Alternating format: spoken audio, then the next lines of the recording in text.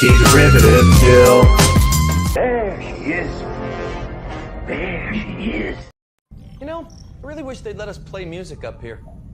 Make these long trips go by a lot faster. It's against regulations. Yeah, I never understood that. They just don't want us having a dance party when a proximity alert goes off. See, that's a dumb reason. Because we'd already be on our feet, ready for action.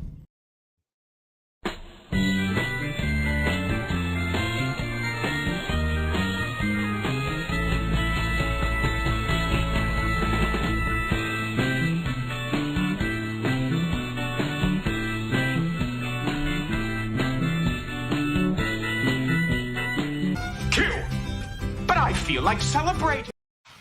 Hello and welcome. This is Anti-Derivative Jill again tonight. Welcome to Shore Leave number 32, where I talk about whatever you want to talk about, whatever I want to talk about, whatever anybody on the panel wants to talk about.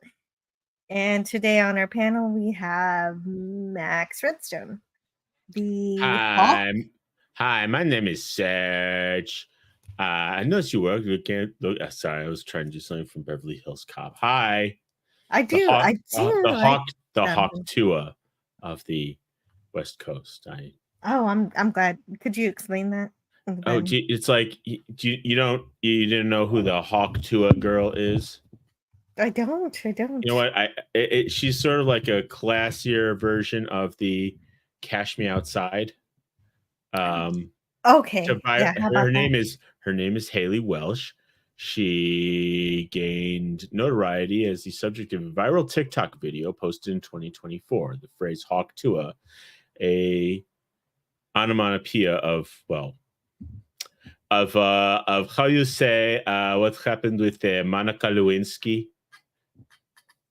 Is that what that is? Okay, yeah. Well, I guess that's according to her. I guess anybody can that's an onomatopoeia for that. Then I'm sure there's a variety of them that you can come up with. I can see how that could be an onomatopoeia of that. So now I know. So today I learned something. I mean, it could also be just somebody like a cat coughing up a hairball. Yeah. But I want to welcome to the panel William Shakespeare. Hello.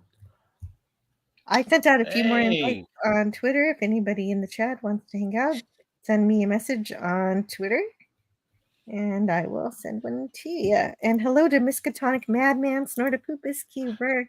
Of course, that's simply according to Wikipedia, so that's beyond 100% subjective. So anyway, for sure, yeah, Wikipedia. Yep. Hit or miss sometimes on information. Wikipedia, I wouldn't say that should be the end of your research, but if it's the beginning of it, it's an okay starting point if it has some outside sources that get away from Wikipedia. Well, there was a time. The one time I actually did engage in plagiarism was I think it was in the 3rd grade, and it was 3 a.m. and I just started copying out of I think it was World Book. That's what we had. It was 1963 version. But I'm you're copying an encyclopedia for your schoolwork. Oh man, I never did something like that. I was in 3rd grade. That's that's kind of crazy that they had you doing essays in 3rd grade. I was using a typewriter. Yeah. Oh, so it didn't happen again. I want to say hello to Eugene Bird, who says logic clearly dictates that the needs of the many to stream outweigh the needs of the few to sleep, and he's referring to the fact that Scotty Earl 37 had to go to bed. Well, but I don't want to go to bed yet. That was nicer than I put it, now wasn't it? Ha ha. Ha ha ha. It was. How did she put it? You can't stream with weak people. Excuses.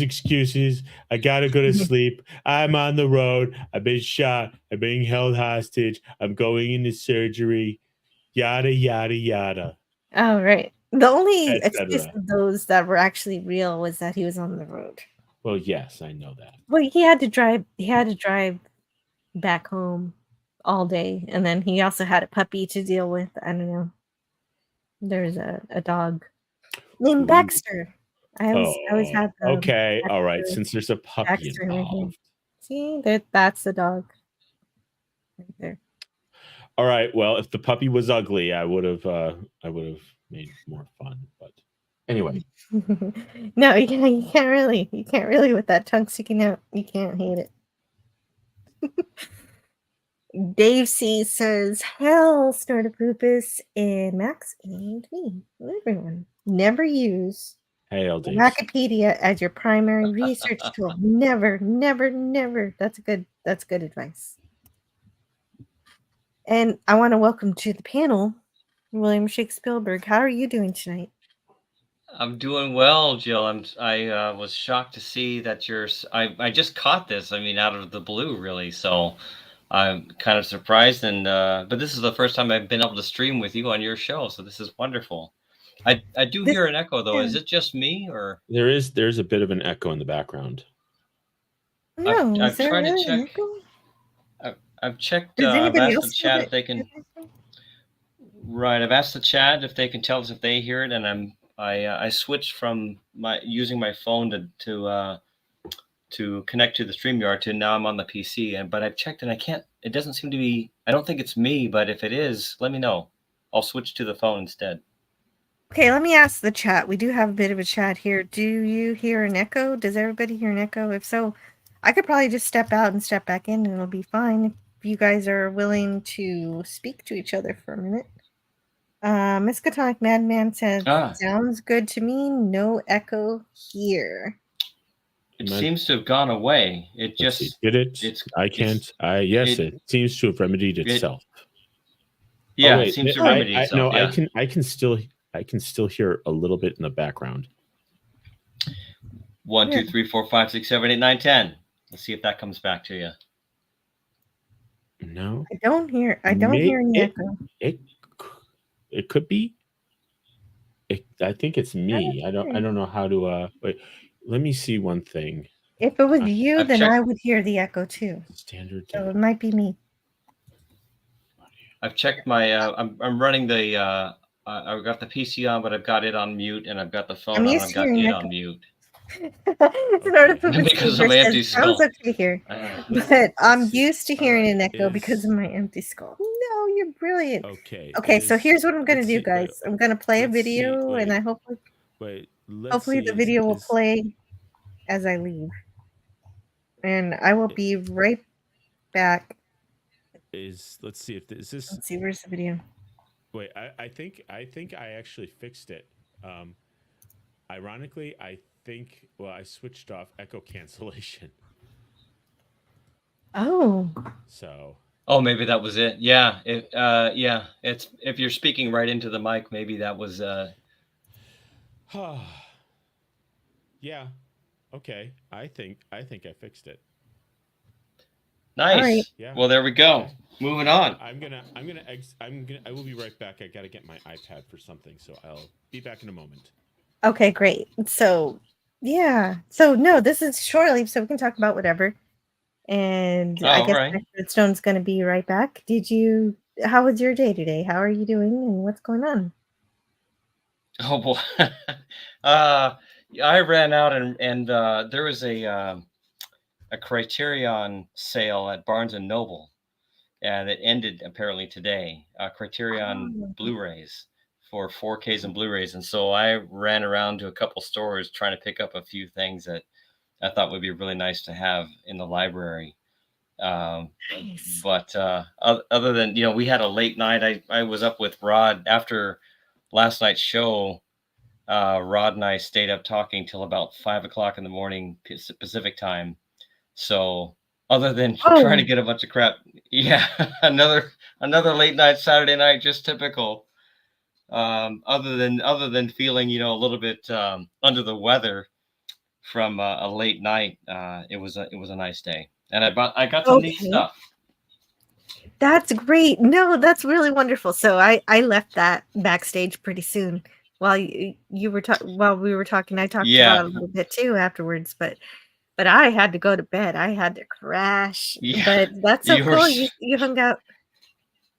You were smart. Yeah. Well, yeah, that's a thing is sometimes Rod, Rod had a lot of energy and he's a lot of fun to talk to. So he had a lot of things on his mind. So we could have kept going, but we finally looked at the clock and went, "Oh my God, we've been backstage for probably another hour and a half after you left at least."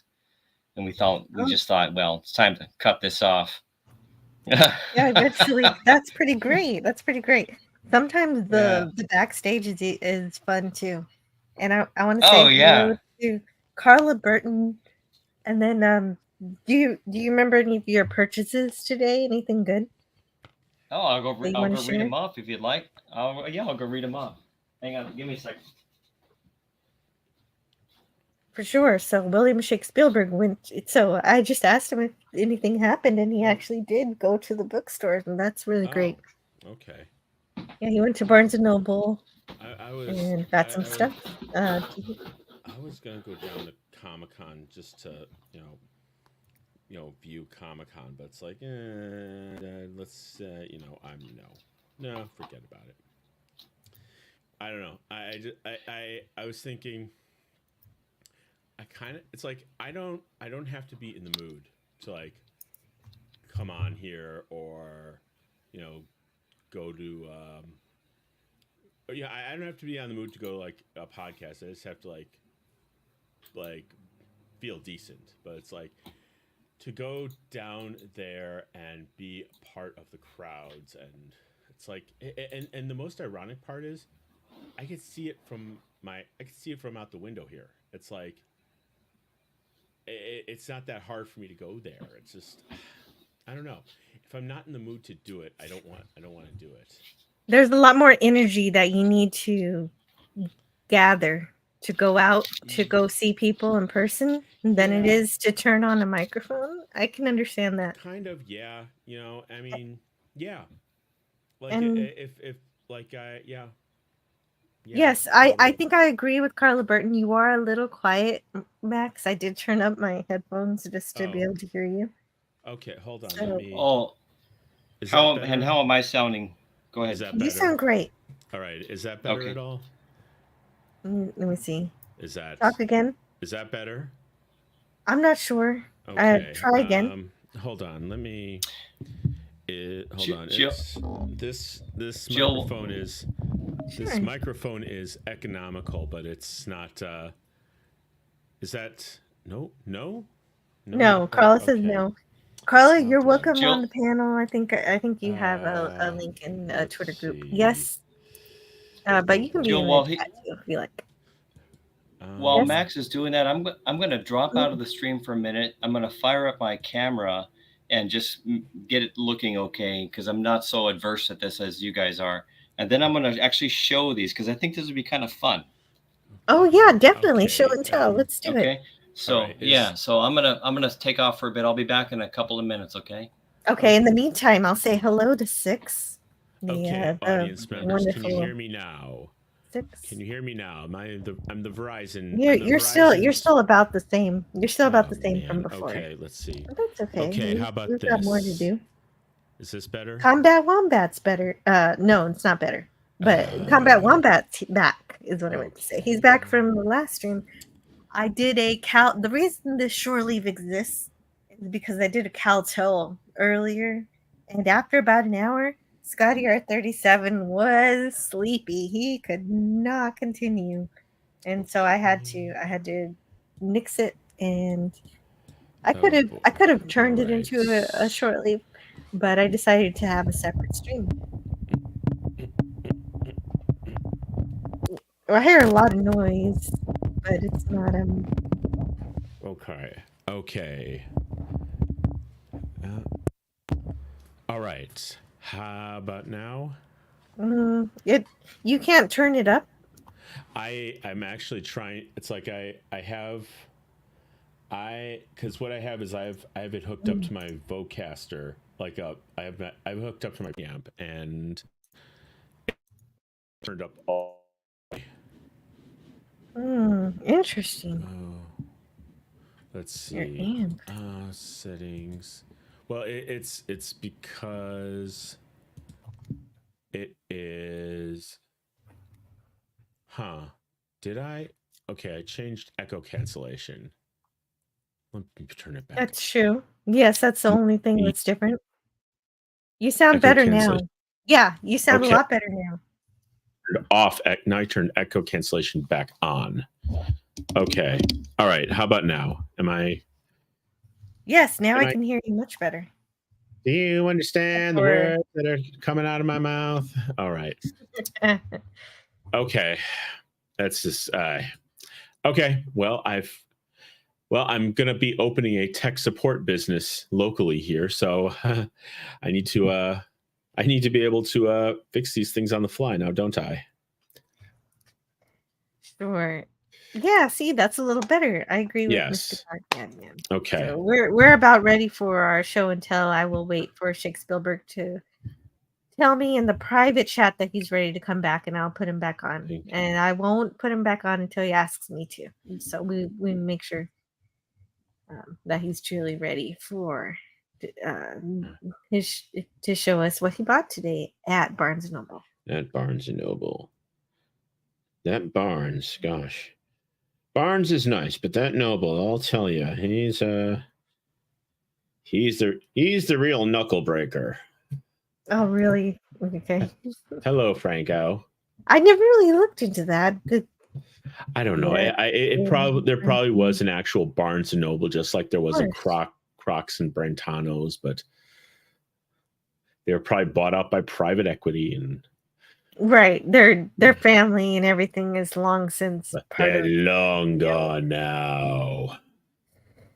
So I was on King Dolphin for a second yesterday because I made up a song about Snortopoopus. Because someone mentioned Oklahoma for a second, and then someone mentioned Snortopoopus, and then I'm like, okay, I can write a song about this, and I did, and then I wrote a song, and I came on the pod and sung it, and then I went out and I've been trying to do more 3D mapping with my drone.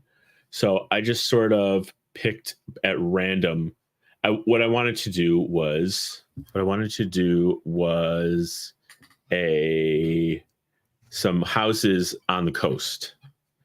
And so I just my initial research tool is Google Earth. So I just went on Google Earth and I found like a group of 4 homes, and they just happened to be on Dolphin Place.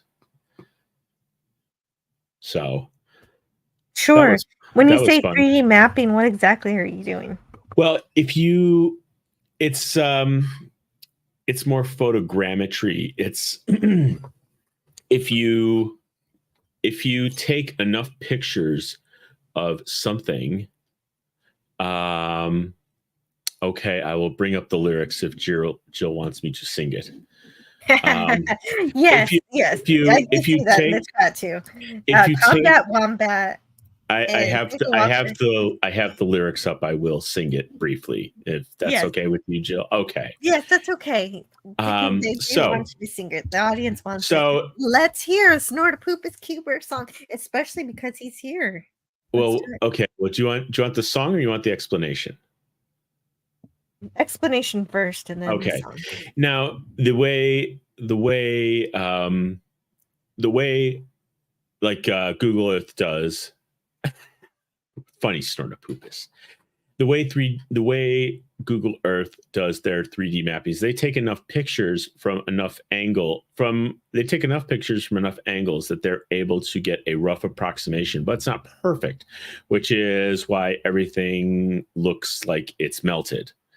Now, if you put a drone up and take a picture from a couple hundred feet and get enough, if you go and then at an angle, you can not only do a better Google map satellite view, but you can also do a better 3D map.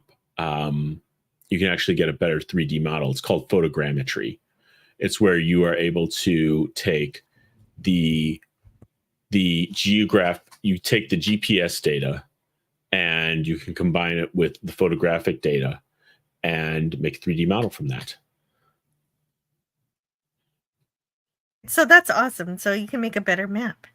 Yeah, I'm working on it's. You program the drone. Basically, you program the drone, and you tell it this space. And I'm learning how to program the drone, so I can show stuff later. But anyway, that's even more awesome. What programming language are you using? It's not. I don't use. See, I'm not a programmer. I'm just a user. So I just use programs. Like the one that I use is called Maps Made Easy because it's a local firm.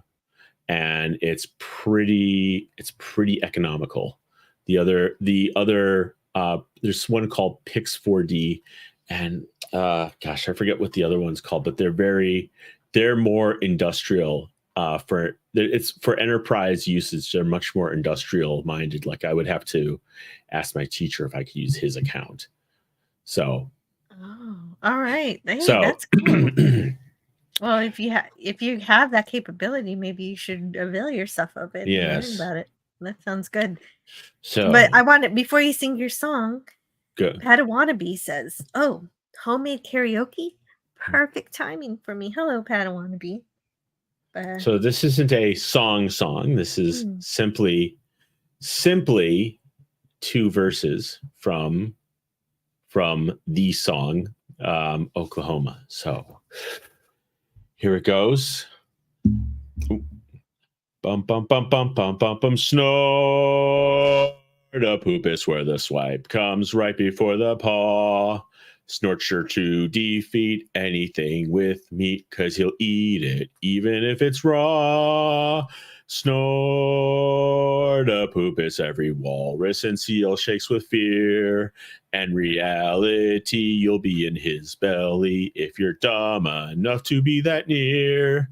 He's the apex predator on the ice, and the blubbery whales, they taste mighty nice. So when we say, hey, you better run away, we're only saying you're doing fine. Snort a poopus, okay. Wow, that's awesome. Thank you. I really love the lyrics to that. That is so fun. Yeah. So that's very cool. It says and I was explaining, it's like I always explain, I have this weird hearing thing where like I haven't always able to hear like all the lyrics for songs. And so that's why the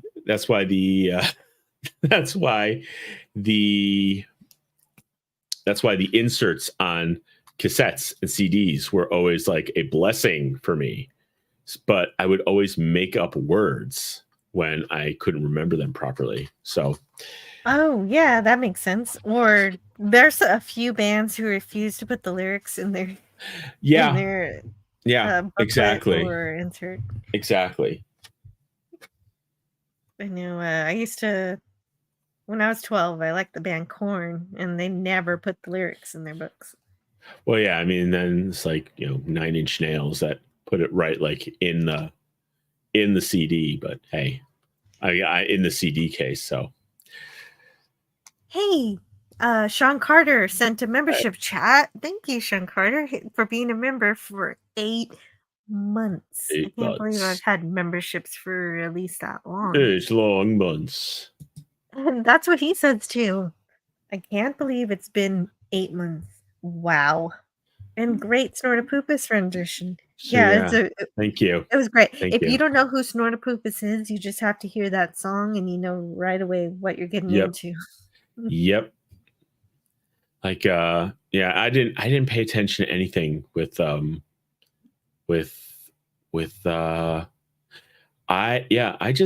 didn't pay attention to anything with Comic-Con this year. It's like I saw so a funny story is that I'm Jewish. That's not the funny story. The Jews that the synagogue I go to is it's Hasidic. It's very Orthodox. So there's some Orthodox people there, but they're very accepting. It's a Chabad house. They're all over the place.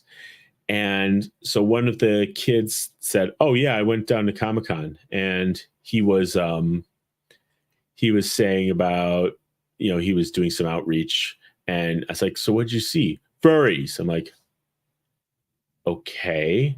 Can you tell me something that maybe I would be jealous of seeing?" Yeah.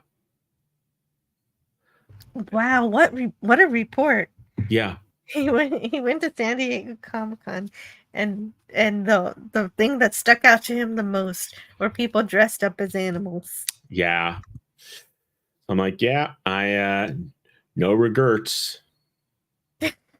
Yeah, and so you would think you would have some regrets because you're a hop skip away. You're just like, oh, it's right across the street from you. Yeah.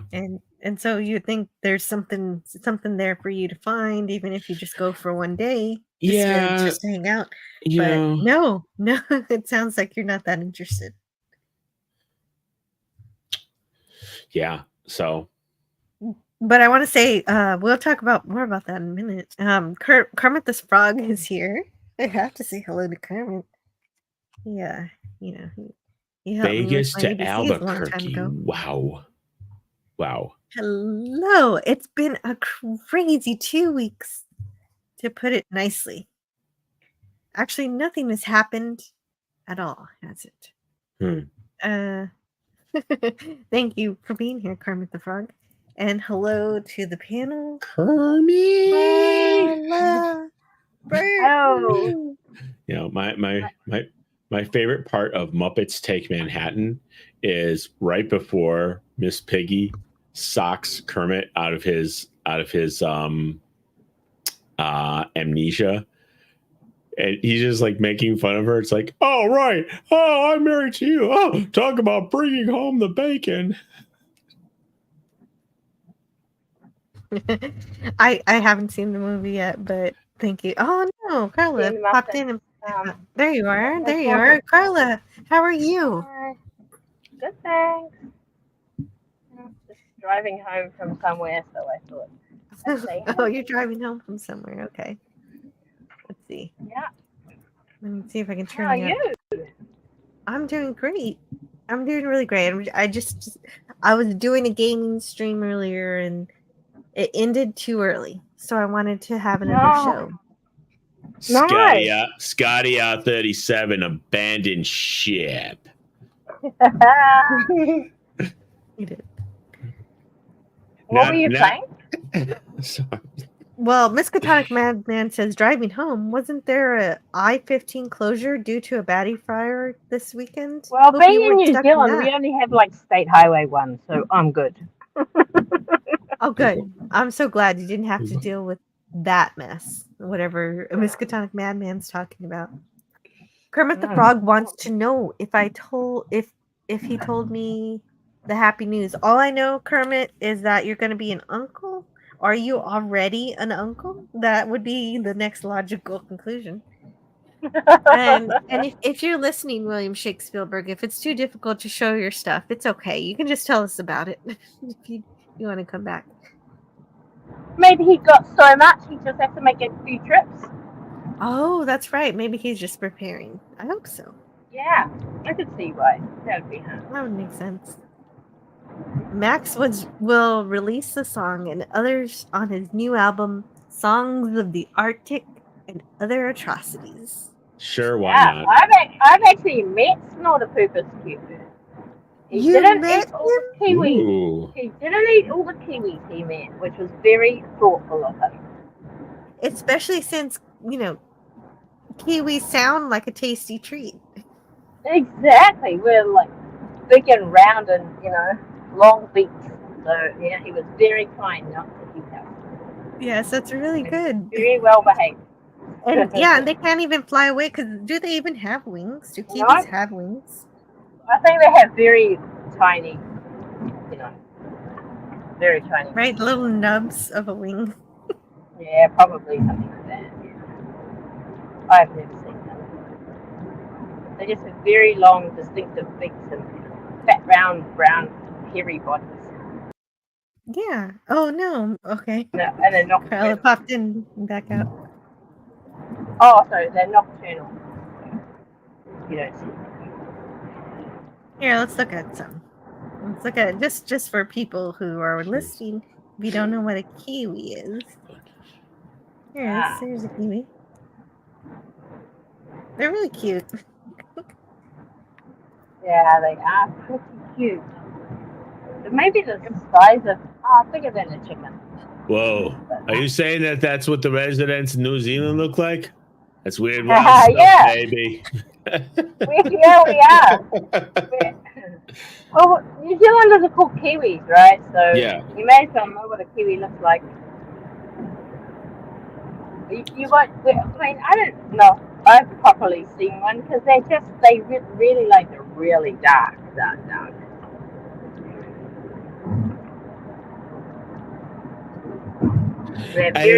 I have a plan. I have a plan to see the Kiwis. We're gonna bathe the country in light. Beautiful light. It's gonna be so bright. There will be no light and there'll be no night anymore. Kiwi, you'll see every single Kiwi.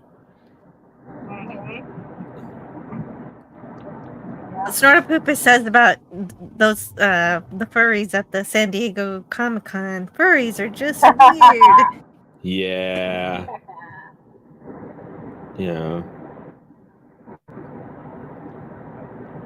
I think RBM 371 for the $3 super sticker. That is fantastic. I've got to show off. I've got to see what it is. And I don't have my YouTube site up, so let me I will. Let me. Allow me. If not, well, let's see if it'll let me. I hate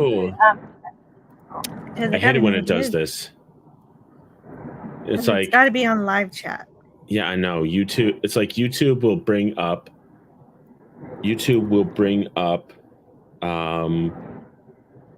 We'll bring up the video, but then it'll stall on the live. Okay, here we go.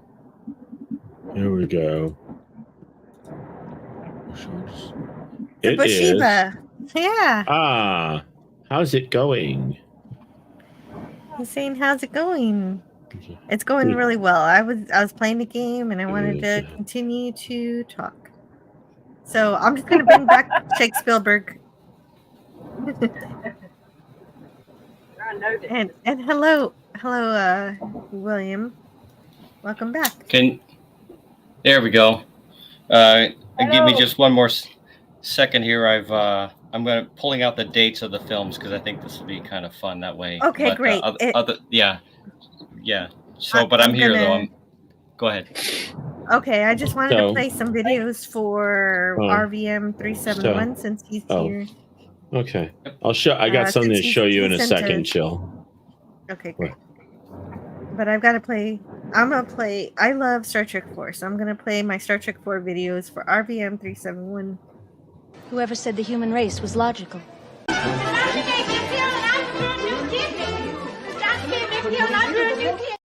Hello, computer. Excuse me. Do you mind stopping that noise? They like you very much, but they are not the hell your whales.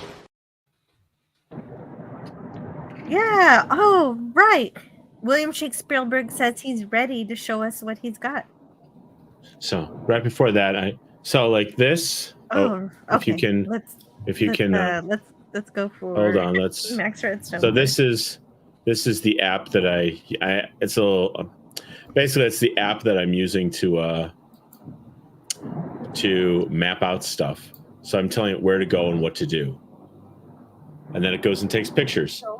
And I accidentally deleted my pictures, so I have to go tomorrow to.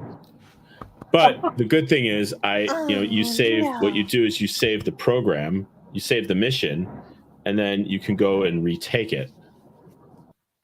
I don't often do. I don't often do that. So. Well, you know what? What if the pictures are even better the second time? Because the 3D map sucked. So, It looked the tops were nice, but the sides were melted. So there you go. There's good reason to retake the mini wing. So thank you for letting me show and tell. Of course. That's really great that you've got a new way to do that. Oh no, Miskatonic Madman sent a super sticker too. Miskatonic Madman sent a he sent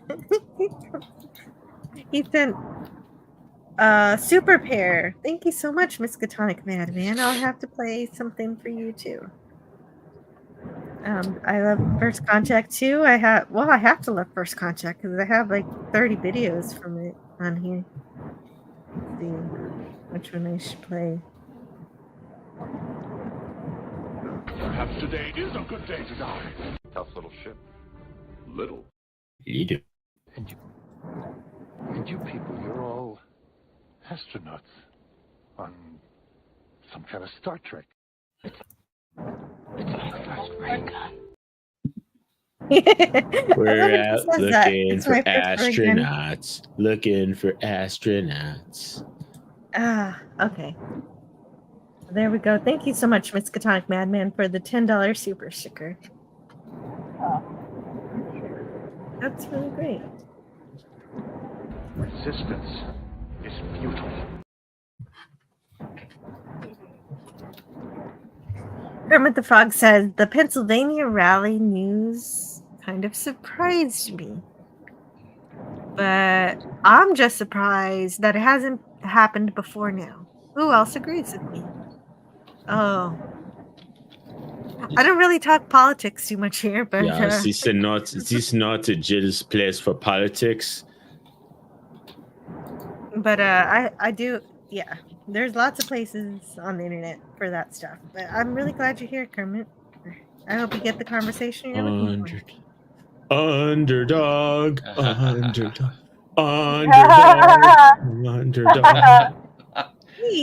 cool. Hello. Yeah. I love it. I played you a bunch of videos from Star Trek 4. RVM 371. I'll play you some more after we get the show and tell here from William Shakespeare. Okay, can everybody hear me okay? Yes, I can hear you. Okay. Anyone in chat? Can anyone in chat tell me? Because I'm going to go through these. I think it'll be kind of fun. Sorry for the delay. Just let me know in chat if you cannot hear me. You were dressing up for us, weren't you? Well, no, I was trying to figure out the video crap because I don't quite have it down like you guys. We have a request. We have a request from the chat if you could put it in Braille. I'll work on it. The hat, by the way, I might say, is a if somebody knows the correct term of this is a French military hat from the late 1800s. It is real. Is it? It is. Oh, that is real. Wow. It's real. Wow. I don't know what the proper term. That's amazing. Angle here. I don't know what the proper. We can see it. I really need to look that up. And it's got a huge ostrich feather on the top, and it just over time it has shed a little bit of. Okay, here we go. So. Oh yeah, you don't want to lose those feathers at this point. Yeah, I know, right? I can't replace them. Sir Poopus says it's a chapeau. There you go. Well, somebody's got that. Wonderful. I see that. Chapeau. Wonderful. Jill can Google it. Yeah, I apologize. I should have looked this up myself long ago. I've had this hat for over 20 years.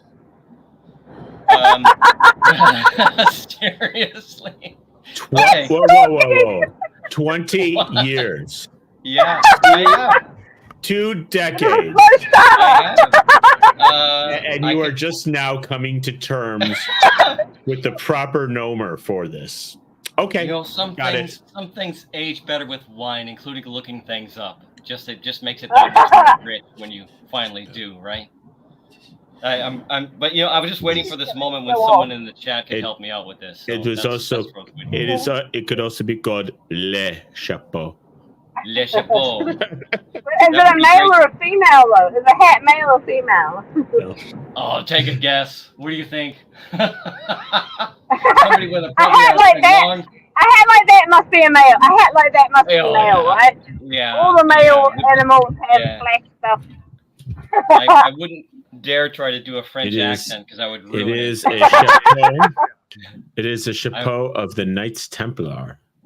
Is it really? Oh, Well, that'll be the cross. That's what the cross is about. Wow. If you Really Google cool. chapeau, Very cool indeed. Hold on a minute. I'm trying to get angry here. Jesus.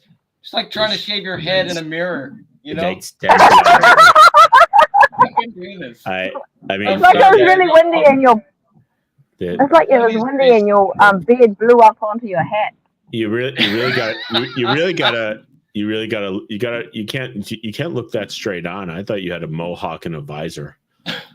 I'll try that next. This makes you taller. It does. Yeah, that's a good point, Carla. It is. I'm We a wear real- the hat wear the hat like this because when they shoot at our heads, it is so much more target for them to hit. Yes, it's true. It is true. You know, this hat goes to 11. So what can I say? It makes me taller, my dear. Now drink your wine and shut up already, okay? RBM 371 says, "Didn't Worf jump from a plank to get one of those?" Okay, now he's I think he thinking did. of Star Trek. Was Yeah. that Star No, Trek, that was 9? Film 9? Film 9? That was the one with the really bad lighting.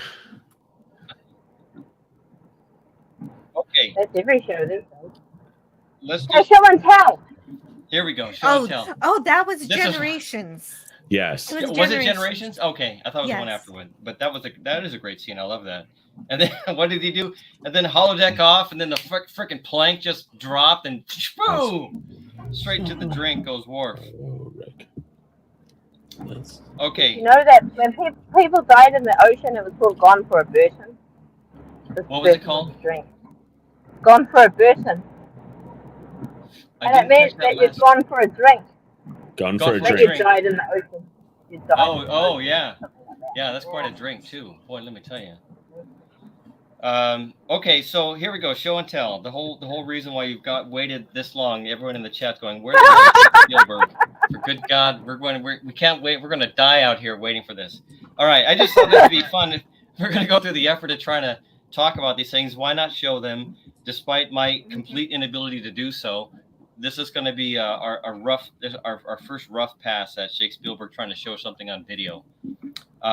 There was a Barnes & Noble, the bookstore, had a 50% sale off on all their Criterion movies, DVD, Blu-rays, and DVDs, and it ended today. And I just found out about it a couple days ago. So yesterday I went to a store. Let's see. Friday I went to a store. Saturday I went to one store, and then today I went to another store, and then even still there was one thing I was trying to get which wasn't at any of them, and we called yet a fourth store, put it on hold. I'll be picking it up tomorrow, and that one is the coup de grace. I will leave that one for another time because that's the one that everyone's going to go, "Oh yes, yes, it will be mine." So you're going to wear the hat when you show us next time too. You went The hat is a must. You went to Barnes. You went to Barnes and Noble, the bookstore, as opposed to Barnes and Noble, the fast food establishment, or Barnes and Noble, the auto repair place. The Barnes and Noble, they do have the coffee. They have the Starbucks. You know, they do have this, but I did not buy. They gave me a little coupon for $2, and they said $2 off the summer spree bullshit thing. I said. I went to them and said, "Hey, there's a coupon for $2. Can I buy, cafe latte, cappuccino?" They said, "No, you must buy this summer spree, blah, blah, blah, blah, blah." And I said, "Well, fuck you. I'm out of here." I thought to myself, there's nobody in line at Starbucks. They're not selling anything. And they gave me a coupon. I walk over there. Can I buy whatever I want? No, you must buy this thing. I'm like, well, see ya. I don't want that thing. Okay. Yeah. Okay, so what I've done now, since I made the delay already long, I made it even longer. By why not, right? I mean, okay, organize these things by year, because I thought, well, how do I show these things? What do I do? Blah, blah, blah, blah, blah. Let's go by year. So this would be kind of fun. And when most of these were actually spontaneous purchases with the exception of 2.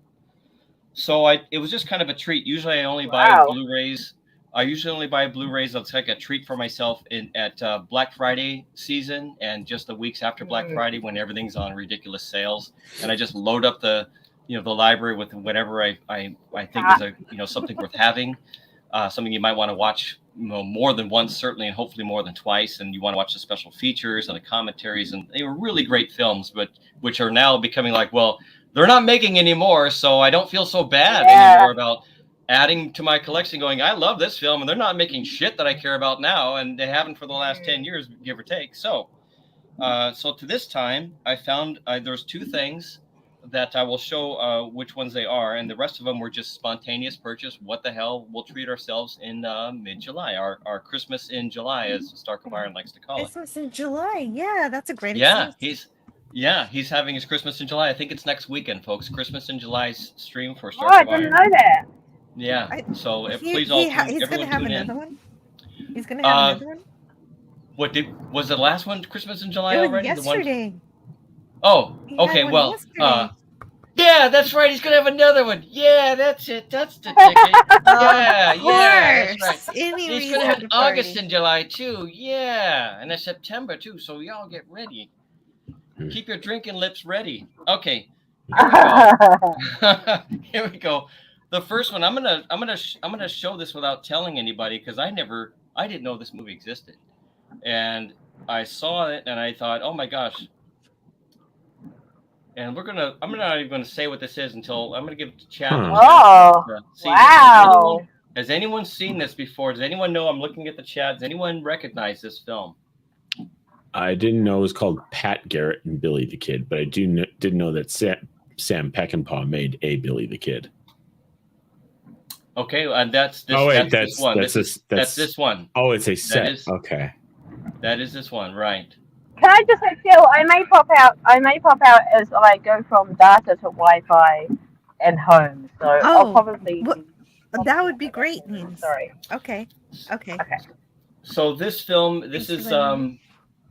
apparently, there's only a few Billy the Kid films. I really just was looking that up on IMDb as I looked at this one. This is 2 4K Blu-rays and 2 regular Blu-rays. Quite a deluxe set. Again... Wow!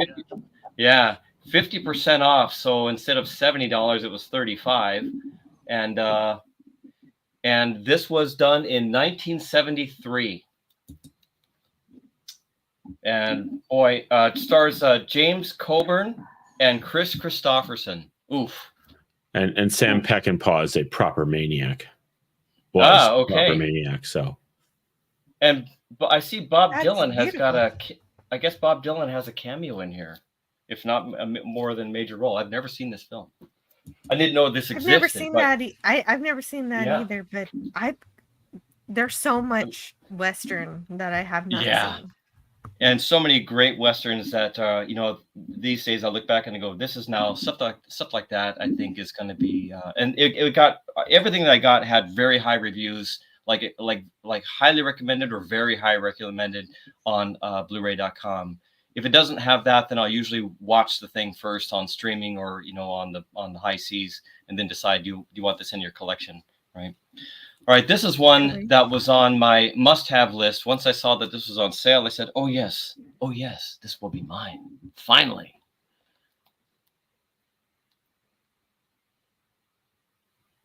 The label is covering up part of the name. The Adventures of Baron von Munchausen. Oh, okay.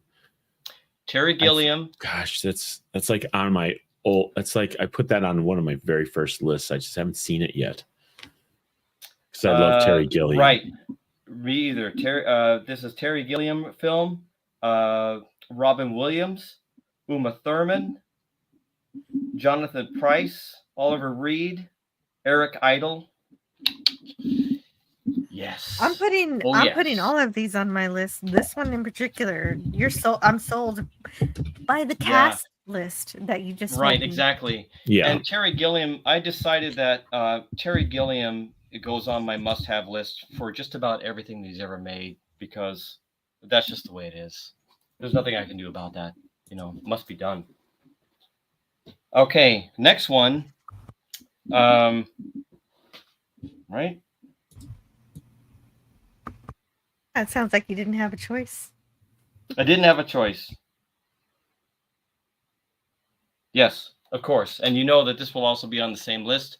Finally, after all this time, the Criterion release of another Terry Gilliam film, That's Fear and amazing. Loathing.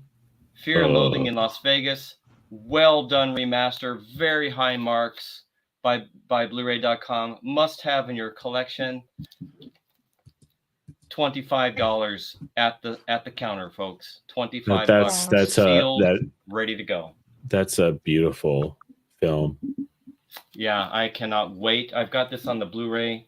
That will go straight out the window once I pop this thing open. Fling it like Shaun of the Dead. Throw it. Or you could, you can collect all your Blu-rays and give them away to your friends. Yeah, I'm just kidding. I wouldn't do something like that. I would definitely give something away if I thought I wasn't going to use it again. And your old Blu-rays too, of course, many people realize that they've got features a lot of times that the new stuff doesn't carry over. That's true too. Especially even old DVDs will have absolutely more features. Absolutely. Really want to look at that stuff and make sure you're not throwing away something that you're not going to be able to read. That's not coming out in new material. Just hold on to the thing. I mean, they won't sell for much, so just keep it. Especially the DVDs. I do that with certain DVDs. Before you show the next thing, I want to read this Yeah. from Miskatonic Madman. He says, I saw the adventures of Baron von Munchausen in the theater. Only 2 other people in the audience. Oh. It's a shame that it was a theatrical flop. It was so good. Well, and now we have Carla Burton on her computer using Wi-Fi. So let's say hello to Carla Burton. Nice. Hello. Hello. Carla Burton is back. I'm going to take a look at the chat here and see if anyone has said anything to me that I've been skipping out. I'm sorry, chat. I love director's commentaries. That's why I love my DVDs, and I have so many, because I always watch director's commentary almost immediately after watching the DVD. Yeah, me too. I love listening to the. I won't do it immediately after, but I'll go back and watch the thing often. Within a week or something like that, and just I love. Well, this is when we were hiring DVDs. You know, when you hired DVDs and you didn't have a choice, you had like 24 hours. Yeah. When you're renting them, right. You just gotta serve. Yeah. And some movies are many of the great movies are really worth it. Like Baron von Munchausen, I've seen pieces of that, and of course, it's got Robin Williams in it, who is unquestionably one of the greatest comedians of all time. Yes, RVM 371. Yeah. He's got the version with Robin. The version Williams. This version right here has got Robin Williams in it. That's him here. That's Robin Williams right there.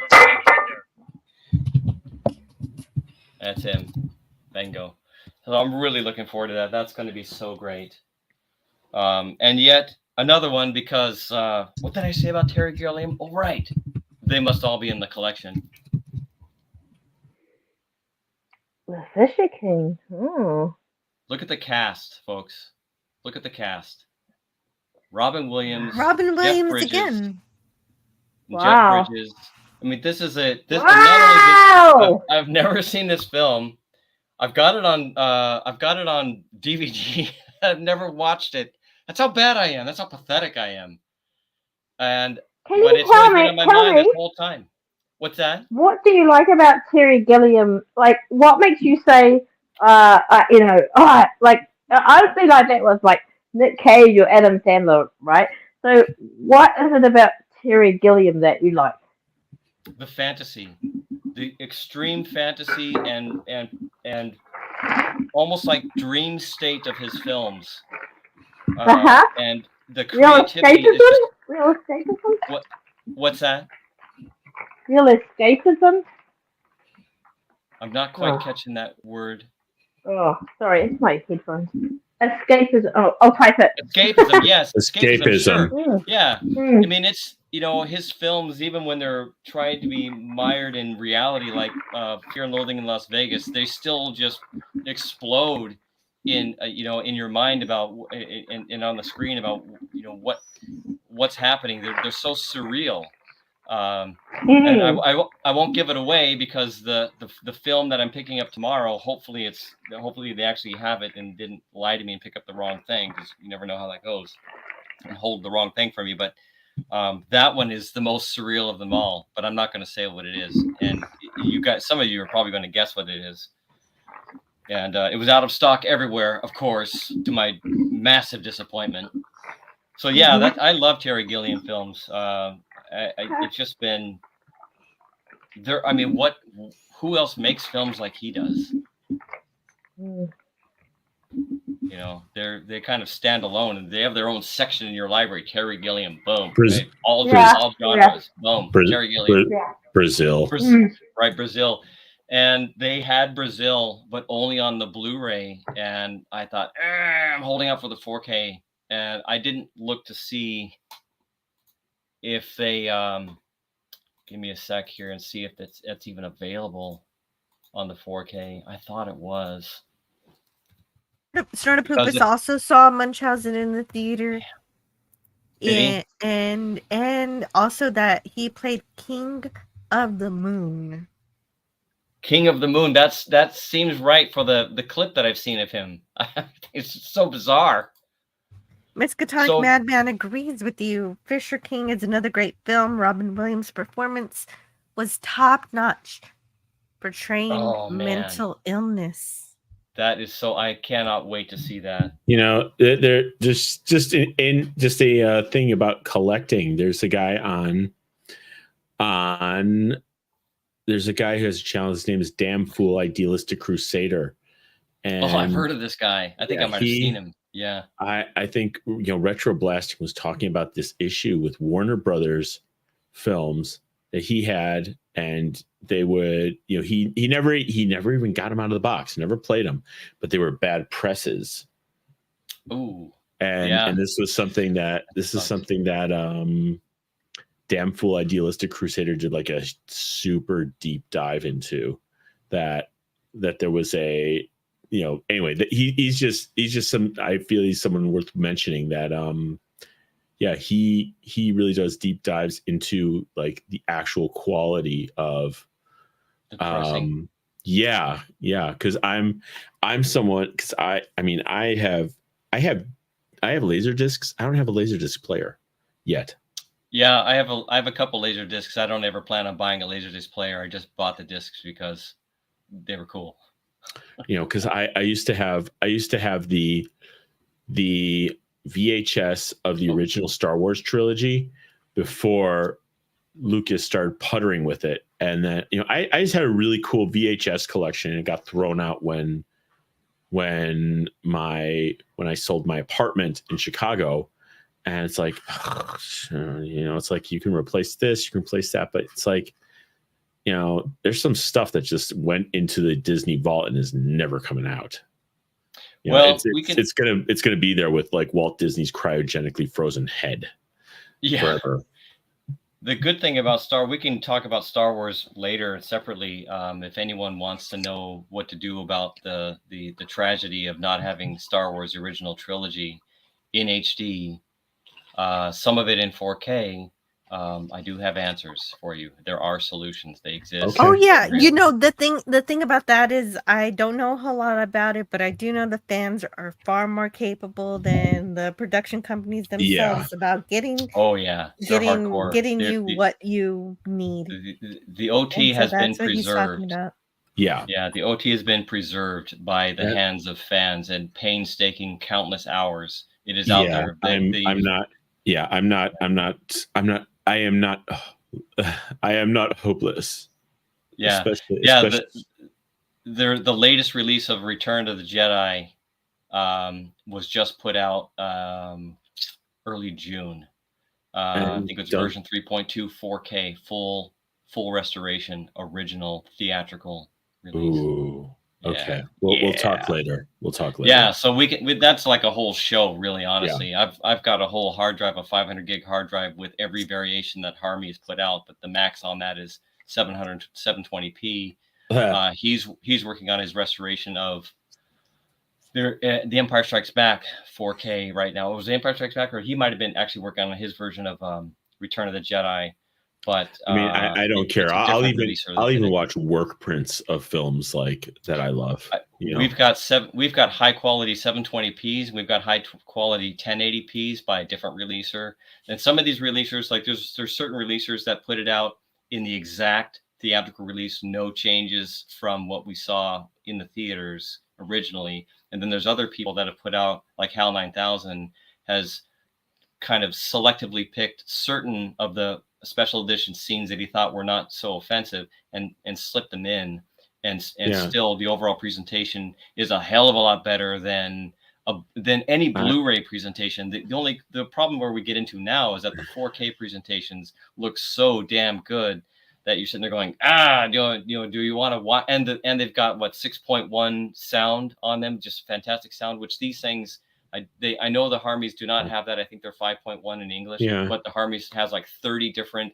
The Harmy cultivated every language, every spoken language translation around the world that was available, and I think his 720p releases, which I have all of them.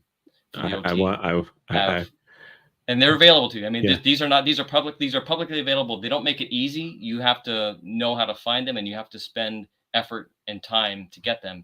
But they're all free. They're all under licensing of what's called fan film licensing. The wackiness in me wants to say is like, but do they have the version where the voice of HAL 9000 is Father Guido Sarducci? No. Oh no! But you could make that. Sorry, I cannot do that, Dave. That'd be funny. But did Doomcock do that one? I didn't hear that one. Did he do that one? I just came up with that on my own. Well, tell him that. You're really creative. If you did ask him, he would. Okay, so let's carry on. Okay, so but thank you so much. That is good advice. Okay. And I wanted to make sure to read this one because this is exactly while you were explaining that. This is what I thought. Yeah, sorry. And Lecky was reading my mind. No, thank you. Because you made me think of this very thing. It's the same thing with DS9 and Voyager. The fans have created amazing looking upscales. And I don't know how far they've gone with it. I don't think they've remastered all of Deep Space Nine and Voyager yet. It's started on it. I mean, it's an issue even for me because with my video, I have to make sure that I capture on my drones, or even with camera, just like my regular cameras, because I'm not using like film cameras. I'm using like SLRs. I haven't bought my first mirrorless, but I have to make sure that I capture it, correctly, and then so that when I put it into the software, that I can get what I want. So that's like the least technical. That's like as untechnical as I can put it. Well, for sure, yeah. Well, you know how you want it to look, and if you can manipulate that, that's good. So what's next?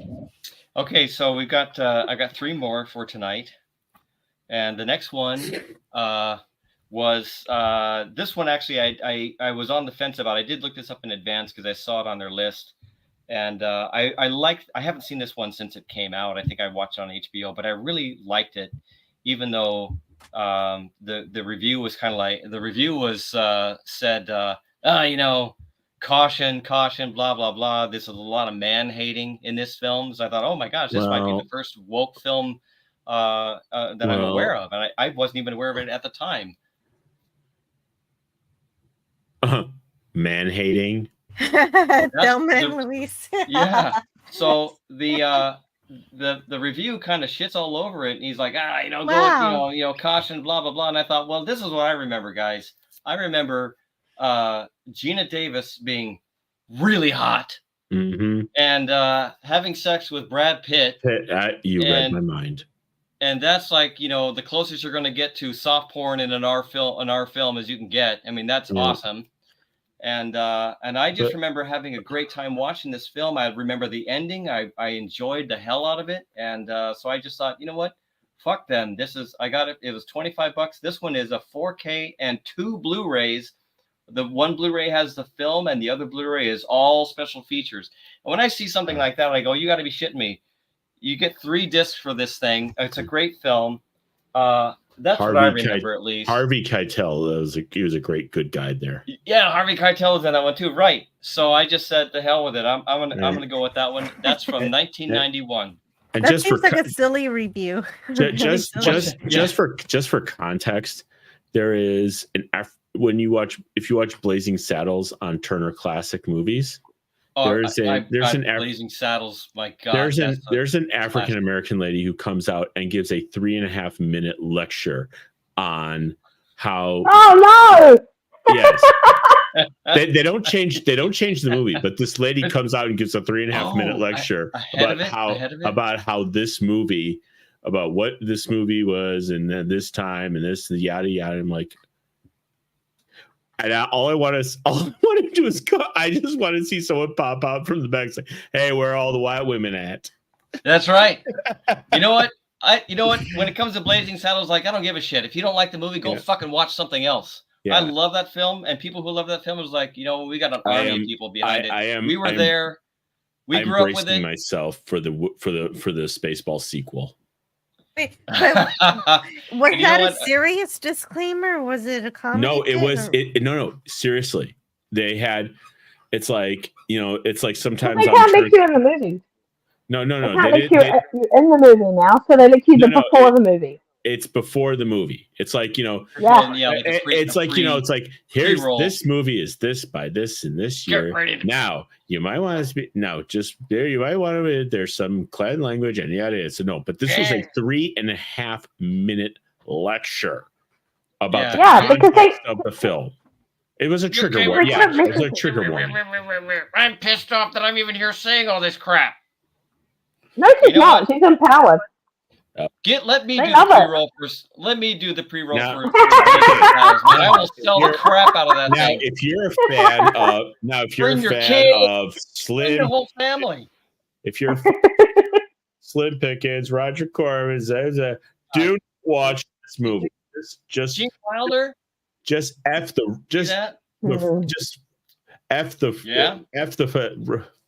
straight to zero. Right the frick That's my shooting hand. Okay.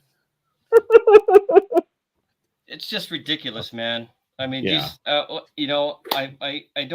feel sometimes like, first of all, Jill, I apologize. I've been breaking out my sailor language here because sometimes I get really passionate. I didn't ask you if this is surely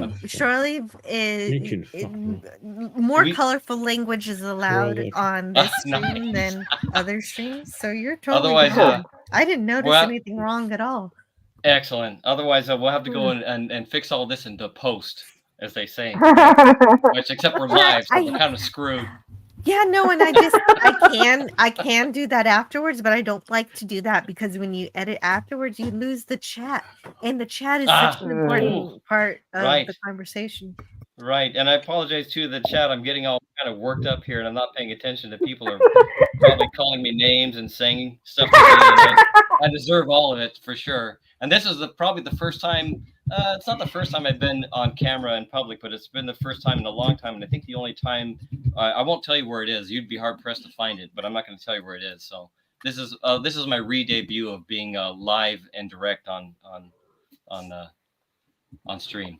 Okay, so let's go on to the next one on Jill's channel, no less. Which is my first time on Jill's channel. Awesome, I love it, Jill. Thank you very much for having me. You're welcome, but it is the second time you were here for Gil's memorial. On your channel? Was it? Oh, well. Well, you were probably on several memorials, but yeah, you were here for that. I think I was. Yeah, I certainly wasn't. I don't think I was on camera though.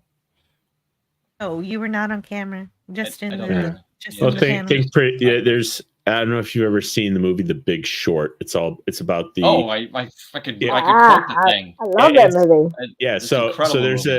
So there's a scene where the whole line and everything that went on during that time. There's a scene where it's about the housing crisis and what caused it in 2007, 2008. There's a scene where Brad Pitt, who's this disaffected banker, is in a bar. And he's in a bar in England. He's trying to do a deal, and the guys say, "You're either a banker or a drug dealer, and if you're a banker, you can fuck right off."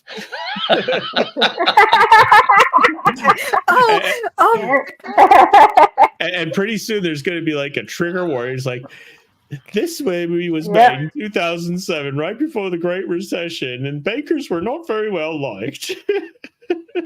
Okay, so but that I don't know if there won't be a disclaimer for this, but that reminds me of my professor in college who he was Canadian, and he I don't know how it happened, but eventually he wanted to know how he could get some weed, and so he asked people to stay behind. I forget exactly how it worked, but it was a lot funnier when it actually happened. Oh my god, that was like my senior English teacher. We were all convinced that she was a heroin addict because she was thin and lanky. She was like a really thin and squirrely woman, and she always wore long sleeves. And one day in class, she was like describing something, and she's like, "It's like some people say that the rush of shooting heroin is the greatest euphoria you can ever feel." I'm like, okay, that pretty much seals it. Yeah. Okay, let's move on, and so Yes, I'll please. finish this up and go get off this hot shirt that I'm wearing just to look good for I knew you did that for us. I'm not wearing any pants. Don't say that. But you did. As long as you don't stand up. As long as you don't stand up, it's fine. I wasn't planning on it. Don't ask me to either, because I ain't gonna do it.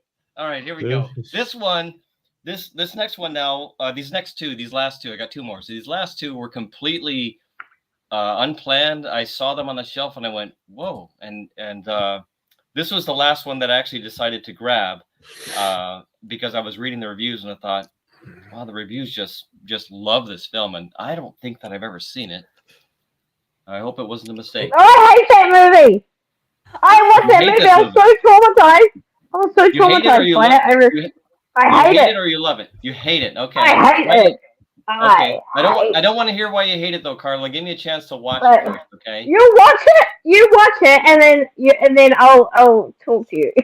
Okay. All right. Yeah. I don't. And also, this one. Yeah. This one, I'm not. I think I'm going to watch. Like, I think I'm going to stream about the first quarter of it and see what I think of it first. I'm not sure.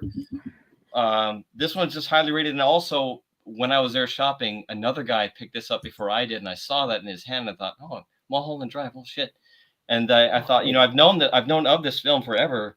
I just don't think that I've seen it. And then so I pulled it up and started reading about it. I thought, well, gosh, the reviewer just loves this thing to death. He said this is like in his top 5 list of all when 4K is first started to come out. Yeah, people love it. This is what he wanted, and when he finally showed up by Criterion, he just like pissed all over himself with excitement.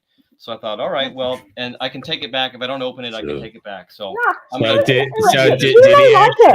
did he actually write that he pissed him? Said there was a photo. Do we actually have? No, I'm just kidding. That, sir, is my narrative. Thank you. Okay, just I had to ask. It's something called hyperbole. Yes, he pissed himself all over the floor and dropped everything in his hands, and I swept it up and grabbed it and said, "It's all mine." Hey, if you give me beef ribs, I'm gonna make you barbecue. Okay. There you go. So Carla hates this movie. I'll tell you, Scotty R37 loves this movie. So talk to both of them after you've seen this. So we're on. We've got a plus and we have 4 and an A. This is just one. I think it's only one 4K and one Blu-ray, but all of these films that I've picked out, I have just a absolute ton of special features, and the one that was really special in that case, other than the Thelma and Louise, which has a whole disc of extra features, and Baron von Munchausen has 2 Blu-rays in it. It's got a whole disc of special features. It's unbelievable. I can't believe that. Other than those 2, though, Fear and Loathing in Las Vegas, I think is I have the prior release on Blu-ray, and I believe there is absolutely 0 special features on that. Well, isn't that special? It is special. Yes, it is. And I'm really excited about that one too. I mean, I love Johnny Depp. Despite, again, I usually am able to separate the person from the actor. No, you must separate. You must separate the artist from the art. It is. Yes, you must. You must do this, otherwise you would hate everything in the whole world, including yourself. Yes. Especially even if you go into the creators, and then if you dig even deeper to who's behind the movie, you'd never watch anything. Yeah, right. You'd just be like, I hate all these people. I hate everything they stand for. Their politics and blah, blah, blah, blah, blah. We'd hate Star Trek. We'd hate Star Wars. We'd hate, we can't. I'm never watching Pulp Fiction. Why? Harvey Weinstein. It's a bunch of crap. It's made by children. It's garbage. Feed it to the dogs. Okay, this is the last one. Scully. Okay, before you show us the last one, here. Go ahead. Yotan says Mulholland Drive is awesome, and excellent. RBM All right. So Carla, you're losing the arm wrestle, Carla. I don't care. I don't. I really don't. I know. The thing is, I watch a show that talks about like movies, and they discuss the I really like it because it talks about movies, but it talks about the like how you'd apply it to a modern like not a woke mindset, like a based mindset, and all this and political things and all this sort of stuff. And I watched that movie, and then I was like, I am not spending one more second on that movie. I am not watching that stupid show about the movie. Yeah. I'm not doing anything about that movie because I hate it so much. I was just like, I was actually traumatized. I was traumatized by it for quite a while. I couldn't do it. Oh my gosh! Yeah, for me it was. Because I don't watch movies like that. I'm traumatized just hearing Carla talking about it. Sorry. I know. I'm scared now. Oh, stop. I'm afraid to watch. No, but Miskatonic Madman kind of agrees with you. Maybe in the middle, he says, "I've seen Mulholland Drive in the theater twice. Yeah, I'm still not sure what's going on." Yeah. And that's the problem. Is that I expected to understand, and I didn't. And I was like, I went through all that shit for nothing. I'm sorry. All right, look. If it makes you feel any better, I saw 3 signs outside of whatever with one with Francis McNormand. Yeah, I saw Ebbing? Was it Ebbing? Ebbing, Missouri. I saw that in theaters. Ugh. Isn't that one of David Lynch's signature things though? Is that he doesn't spell it out for you and he leaves you hanging like, it almost like you can write your own endings to things in your mind and other people can come up with different interpretations. Isn't that one of his signature? Hanging is too right, mate. Mm-hmm. So Ben Frail says Lost Highway is amazing, and I wanted to say hello to Ben Frail. Also, he asks, "What do we think about Inland Empire?" I have not seen that one. Has anyone else seen that one, Inland Empire? No. What's it about? And that might be a series. Is that a series or is that a film? I know I've heard of it, but I don't know if it's a film or a series. Right? Is that a film or a series? It's a movie. Okay. I'm pretty sure I haven't seen it, but I definitely have heard of it. So. Yeah, so Miskatonic says you have to fill in the blanks with David Lynch films. That's what I thought, and I think that's pretty cool. I think I would like that, but I do understand. I mean, so let me finish that thought. I think I like that idea where David Lynch comes through with that. He doesn't spell it all out for you, and you can go and almost create your own version. He gives you the framework of the overall story, and then you walk away dreaming about variations of it and thinking about it day after day after day. And to me, that is a really good sign of a good film. When you can't get it off your mind for a while, and then it, of course, it draws you back in to watch the thing again. So to try to solve the mystery. Right. And then you're going to see more of it too. You're going to see more of the nuance with something like that. When it's not spelling it out, there's going to be a whole shitload of nuance you're not going to catch the first couple 3 times that you see it. So you watch it, and then you'll see why Carla felt that. I understand you, Carla. There's a film. There's a film. I'll even say the film. The film 7, S with an S and a 3. Yeah. Or no, it's an SE7. See that. I haven't. See, that's a film that I hate, and I will never see it again. But I'm not going to tell you why. But I absolutely detest that film. I detest the director for doing what he did in that film. And it's not the whole film. It's just certain parts of the film, which I'm not going to spoil it for anyone who hasn't seen it. And I know it's very highly regarded by a lot of people. So that's fine. All is fair. But I hate the film. I saw it in the theater and I walked out going, putting that director on my list. And I may try to avoid anything that he ever does again, because I'm so pissed off at him for doing it. So who directed it? Yeah. Let me take a quick look, because I've long since forgotten. Oh, okay. So I was supposed to watch 7 when I got to 700 subscribers, but I had a subscriber surge and I blew past several hundred, and I missed doing 7 for my 700 subscribers. So I still need to see that movie. So it's David Fincher. Yeah. Okay. Remember that. And it's got the problem is it's got a great cast. Brad Pitt, Morgan Freeman, Gwyneth Paltrow. Oh, see, it's a great cast. That's why I agreed with it. Just word of warning, there is a scene in there. It's more than just a scene, but there is a thing that goes on in there. I won't tell you where or what. That it triggered me, and I don't get triggered by films too much. I'm pretty lenient, right? And I'll never watch that. I'll never watch that if you have that. Okay, so anyway. Snortopoopas Cuber has to go to bed. Time for the old bear. Hold on, Snortopoopas. One last one. To the snooze one last one for Snortopoopas. Here we go. Human. Yes, it's Snortopoopas. You're still here. He's going to show you his last movie. Last one, Snort. Here we go. Hang on, bud. This one also was a spontaneous. I saw this and I went, oh, yes. This is not available on 4K, only Blu-ray. Does anyone recognize this? I don't watch movies like that. No. I'm a big scaredy cat. This is Vampire silent film 1932. Wow. Comes with it's a vampire movie. It's a gothic horror. God, I can't get that working. Look, the disc is here, and this is a book. Yeah. This is like a 50-page book. Yeah, with the whole working script and a whole freaking behind the scenes photos, all kinds of shit. I mean, just amazing. They had about 4 copies of this.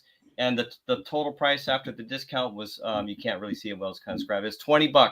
This came in at $20 plus tax, and I just thought, man, I do love the history of movies.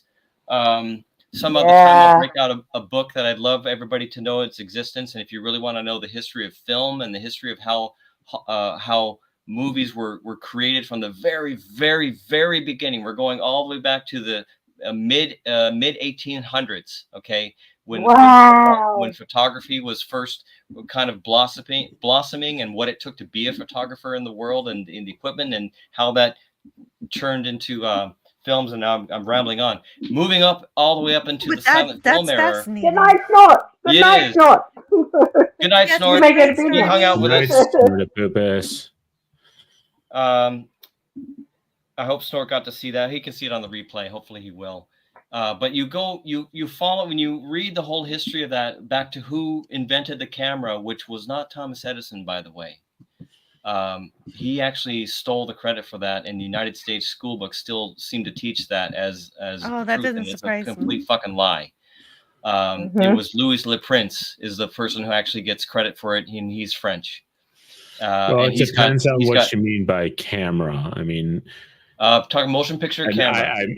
Picture camera. I'm a photographer by training, so. Well, I'll show you the book, and you can read the book. I know about. I've seen Louis Le Prince's work, so. Okay. And I know Thomas Edison was a patent and credit whore, so. Exactly. Yeah. And the book goes into extensive detail on how, and in fact, Thomas Edison's work wasn't done by Thomas Edison. It was done by one of his chief inventors. Edison he didn't even care about the camera. He thought it was crap. It was done by his work. He had a workshop.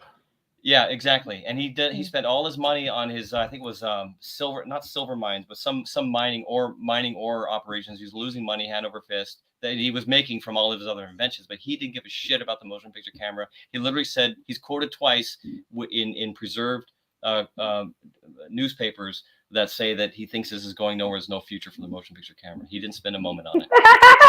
Such a fucking lie. Anyway, he's a good businessman, but he was not the inventor of a lot of things that he says that he was. That he took credit for. And so he was good. He was good at hiring people, and they did the things. Yeah, right. And he had a huge staff. He really did. That were inventing all kinds of things. So when you study all that, and I picked up a book at the library because it was just like. So it was just fascinating, and as I read it, I was just more and more fascinated because the book itself is kind of a murder mystery about, Louis the Prince disappeared, and to this day they never found his body, and there's a lot of circumstantial evidence that points to he was murdered, and by whom is the most likely culprit, right? And there's no evidence pointing back to Edison that he actually did it. And actually, halfway through the book, I was thinking, yeah, he did it, this bastard, this cagey piece of shit. But actually, by the end of the book, I figured, you know what? I don't think he did, actually.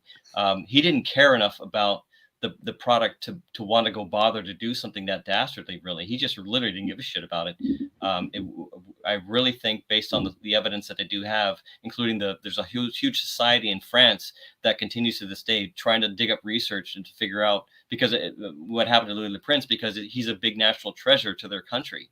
And France to this day still always has, and to this day still recognizes him appropriately as the true inventor of the motion picture camera. Not to be unfair to Thomas Edison or the people that were working for him that actually did it, which I did know the person's name about 6 months ago, but I forget it now. And not only that guy working on it though, but also there was a German engineer that was working at the same time. So it wasn't a matter of just, Louis le Prince came up with this thing and everybody just stole off of him. No, there was a progression happening in photographic technology that just was spreading all over the world simultaneously. And as it did, multiple people, or give or take around the same time, within a few years, had realized that, hey, if we can slam some of these pictures together, with enough speed and enough minor variation, we can have the effect of showing what they called real life in motion, or to capture real life. When the fantastic thing is that when you read this stuff and you realize back then, the concept of capturing life as it was, as something that you could replay over and over and over and over, see, relatives that were long since dead, see things that have long since passed, was absurd. It was fantasy. It was science fiction. You're saying it was invented by who? The Germans. The Germans, of course. But who else would do it? Preposterous to think otherwise. So protection from who? The Germans. So that's the last one, folks. Vampire. Looking forward to this one very much. Thank you for sharing. Only on Blu-ray, it's not available on 4K. Probably won't be because it's a silent film, but it's gothic horror. The reviews just come in astounding, and the book really made it. If it wasn't for the book, it'd be like, blah blah blah. But with the book, I thought, okay, this is worth it. So I'm so happy. I saw a really, speaking of silent, I saw this really, really, really great show once at the La Jolla Playhouse, which does some pretty good productions. And they had this one production about it was like Charlie Chaplin and vaudeville, and basically the two characters came out of the screen, and they interacted with the audience. Like at one point they took a pneumatic drill and undid a chair from the audience, and they put the chair onto the it was just really cool. They were silent movie. It was basically two silent movie characters coming out of the screen and interacting in real life. That's very cool. Yeah. Was that a movie you saw? I wasn't. No. It was a play. You were at a play. Okay, that's it was a stage production, and it's like the premise was there were two sort of Charlie Chaplin tramp characters, and your initial introduction is you see them on the screen and you hear that kind of vaudeville-y Western bar type music, and then they come out of the screen. and they just start doing stuff. And like one of their things is they actually like take a pneumatic drill, they take out like 2 seats from the audience, and then they sit and they put the seats on the stage, and they're like, man, I don't get it. It's like, oh, avant-garde. Avant-garde. It's So- avant-garde. Wow, that's a great way to get involved. Yeah. With engage with the audience. And then- Thank you and so then- much, William Shake. I just want to thank William Shake Spielberg for showing us all of that really Ah. cool stuff. At the last one, I really wanted to thank you for adding the historical context for that. Anytime I think of 1930 movies, I just think, oh, that's a movie from the 30s, but I forget about the fact that when you're making a movie from the 30s, you've got to use stuff from the past to make your movie. And so I didn't even think about how people from the 30s really, maybe they grew up in the 1800s and they had to use material from that time period. And I think that is super cool that you brought that up and shared. So I just wanted to thank you for that. You know, it's like the first, like the first the photographs in the 1800s were like the ones that were fixed in metal, like the daguerreotypes and the Talbot types. They're basically out in the field using like mercury vapor to fix the image, and like all sorts of like toxic chemicals in the field to fix the image.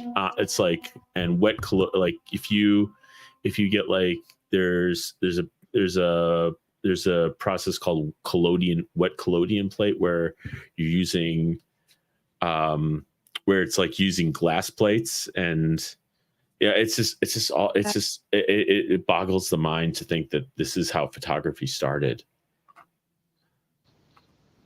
How do they do the Star Wars crawl? How do they do that Star Wars crawl? The what?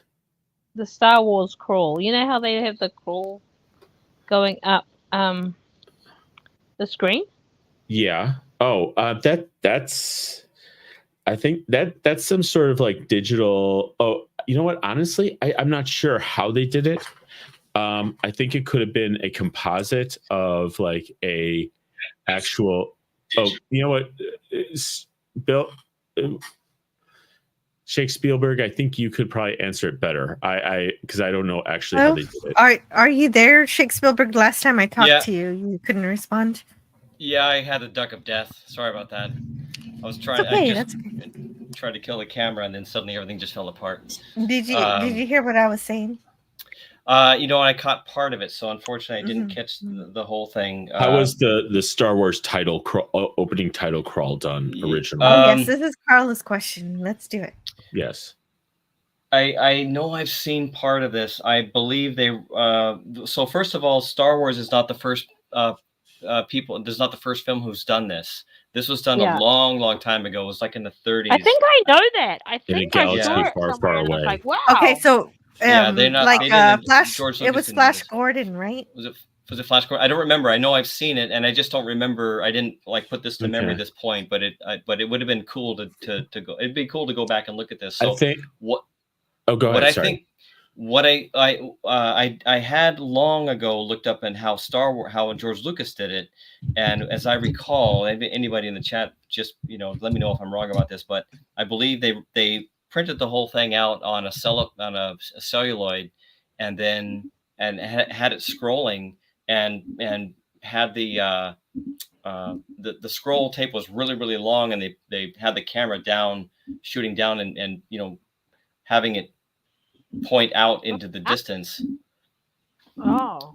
So, but this is like this was all practical, so it was not. Yeah, it's all practical. Yeah, it was all a practical. right. It was like a teleprompter, sort of. Yeah, exactly. A very long teleprompter, and they had it shooting off into a blue screen, and then fading away, so you just couldn't see it anymore. And but that my comment on that is very weak. I just remember seeing that many years ago. But it would be fascinating to go back and look at that. Actually, be more fascinating to go back and find that film that first did it. Because when I saw that, I thought, oh, George took this from somebody else. This is inspired by opening crawls used at the beginning of each episode, original Flash Gordon and Buck Rogers film serials. And it makes sense, too. which were the inspiration for Lucas to write much of Star Wars saga. So Right, he obviously right. saw those, but it And doesn't that say how to makes do it. sense, right? Where it come from? Where And it no, came from. I'd never seen it before or since. It was just that Flash Gordon, and I'm going to assume that that's what I saw. And when I saw that, I thought, wow, well, he borrowed it, but nobody else had used it for what 30, 40 years. So people had basically forgot about it. And when I saw it, and I didn't know that he, borrowed that until decades after I'd seen the original trilogy. It was only maybe 10 years ago or more that 20 years ago that I actually saw that. The Flash Gordon. So there are videos of it, but it was a practical. Yeah, it's like a practical effect. Yeah, Miskatonic. I'm not really sure. It'd be fascinating to go find that out. If they were trying to do something like that in the late 90s, then most likely they would be painted on glass because they were having such a hard. That was when celluloid film was just coming out, and it was so difficult to deal with, and it would burn up so easily. The cameras, film cameras, were really, really hot. They had candles in them. They were lit on fire on the inside to project, and they needed as much fire as they could to project out onto the films, onto the screen, so that people could see it. That the celluloid would just literally melt. So they would do. So I think Max Redstone, you were talking about when I cut out. You were talking about the nature of how film, or what we would call film and photographic plates were created. And back before there's celluloid, what we know as celluloid film, there was paper, and this was made by Kodak, George Eastman. He is the inventor of celluloid, according to the book I have, which if I get a moment I'll go and dig it out.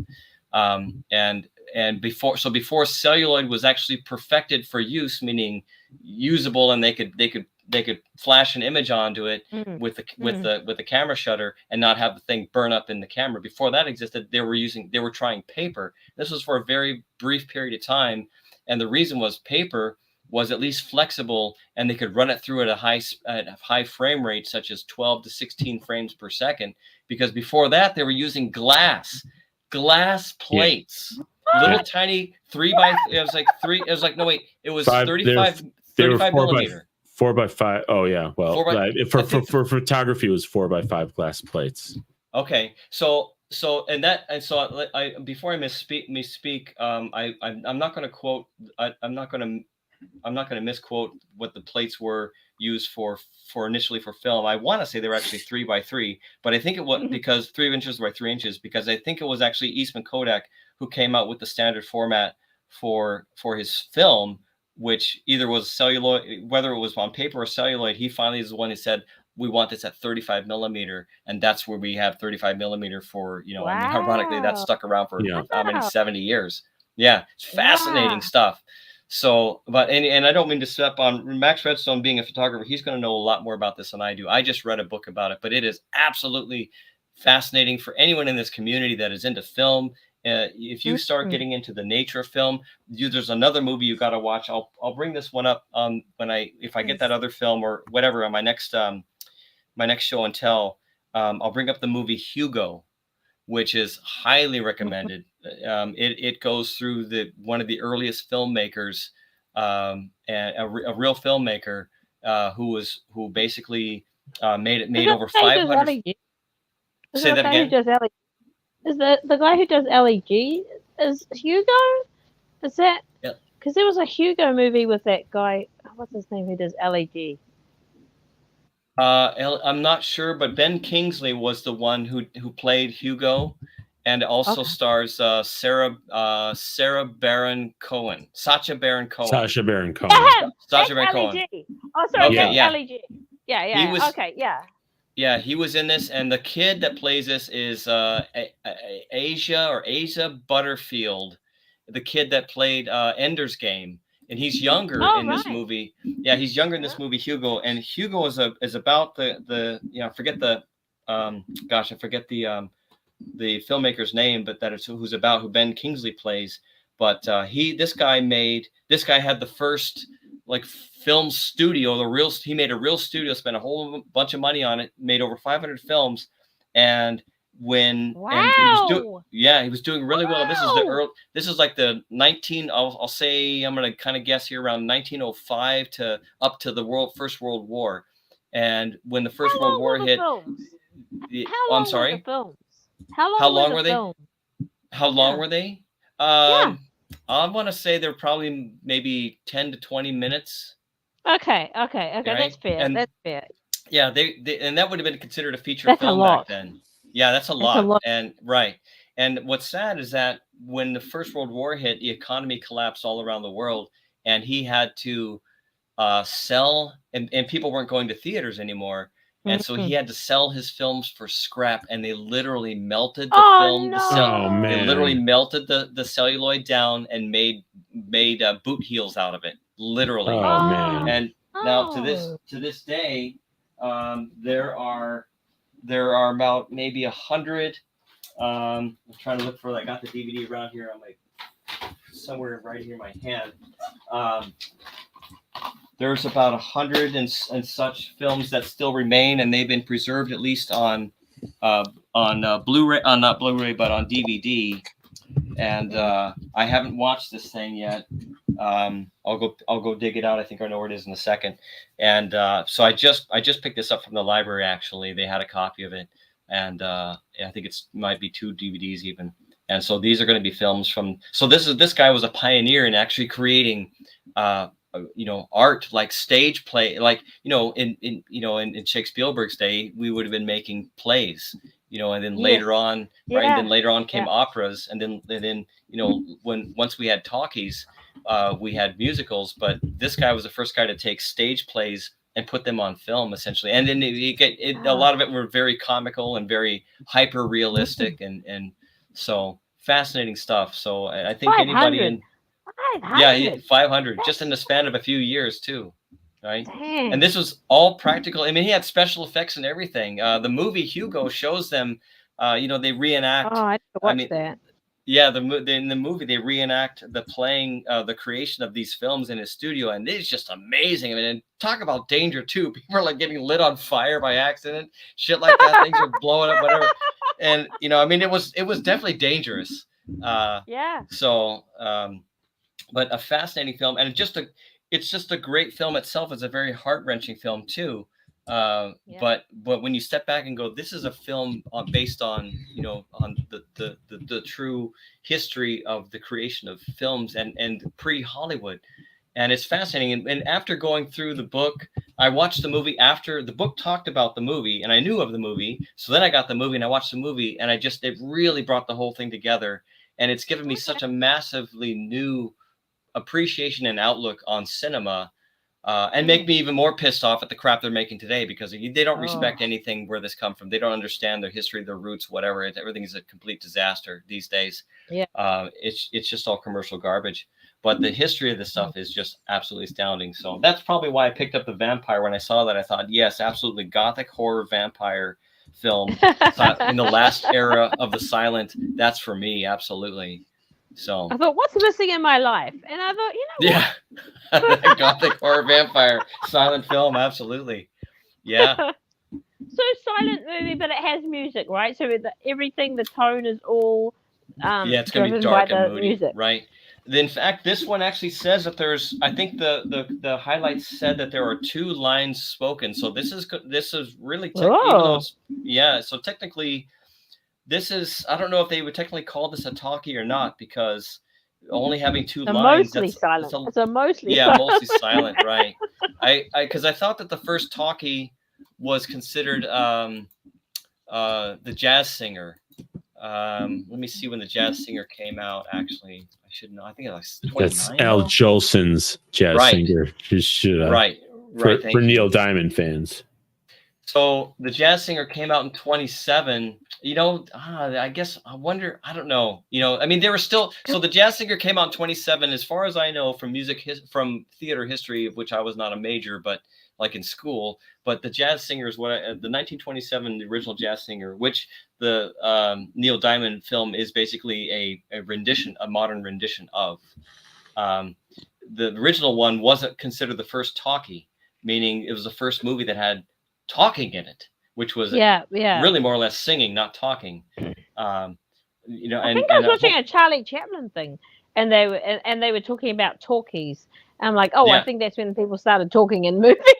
right, yeah, that's what it meant, and they called them talkies. And Talkies. the funniest thing, the funniest thing that I remember hearing for a long time ago was the comment way back in the day. It might have been in a movie where a director says, "Who the hell would want to hear actors talk?" Yeah, yeah. Ben Frail says it had recorded sound, and Yeah, right. I really appreciate everything you're saying. All these will have recorded sound. There'll be an authentic, an original soundtrack to it. And this kind of film, they might even sometimes they'll put together a newly remastered soundtrack, or even a completely reimagined soundtrack and add to it. I haven't looked to see what this one has, but it certainly has a soundtrack, and my guess is going to be fairly moody, right? Because it's listed as a gothic horror film. This one in particular. Well, you'll have to tell us. We expect a book report on it, or a film that's report. right. You bet. Yeah, Mm-hmm. absolutely. What a treat. For sure. And my favorite silent film so far, I haven't seen enough. I haven't seen enough to really tell what my favorite is, but so far it's Metropolis. Oh yes, I know. I love that one too. Right. That would be. I would hope that they would put that one on 4K someday. Let's see if they have. Maybe they have. Oh, I mean, that one that is would such be something they really should. They should. I mean, that is such a quintessential classic. No, they have not.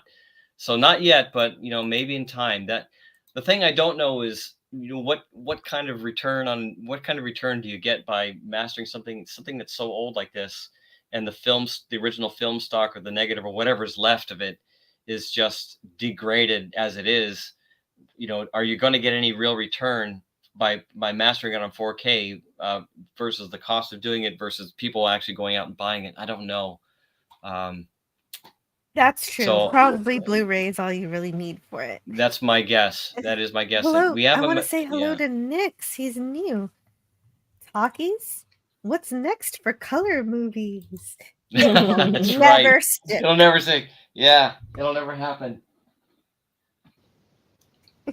So, all right. So I've dominated. It's just a fad. It's just a fad, Nick. It's just a fad.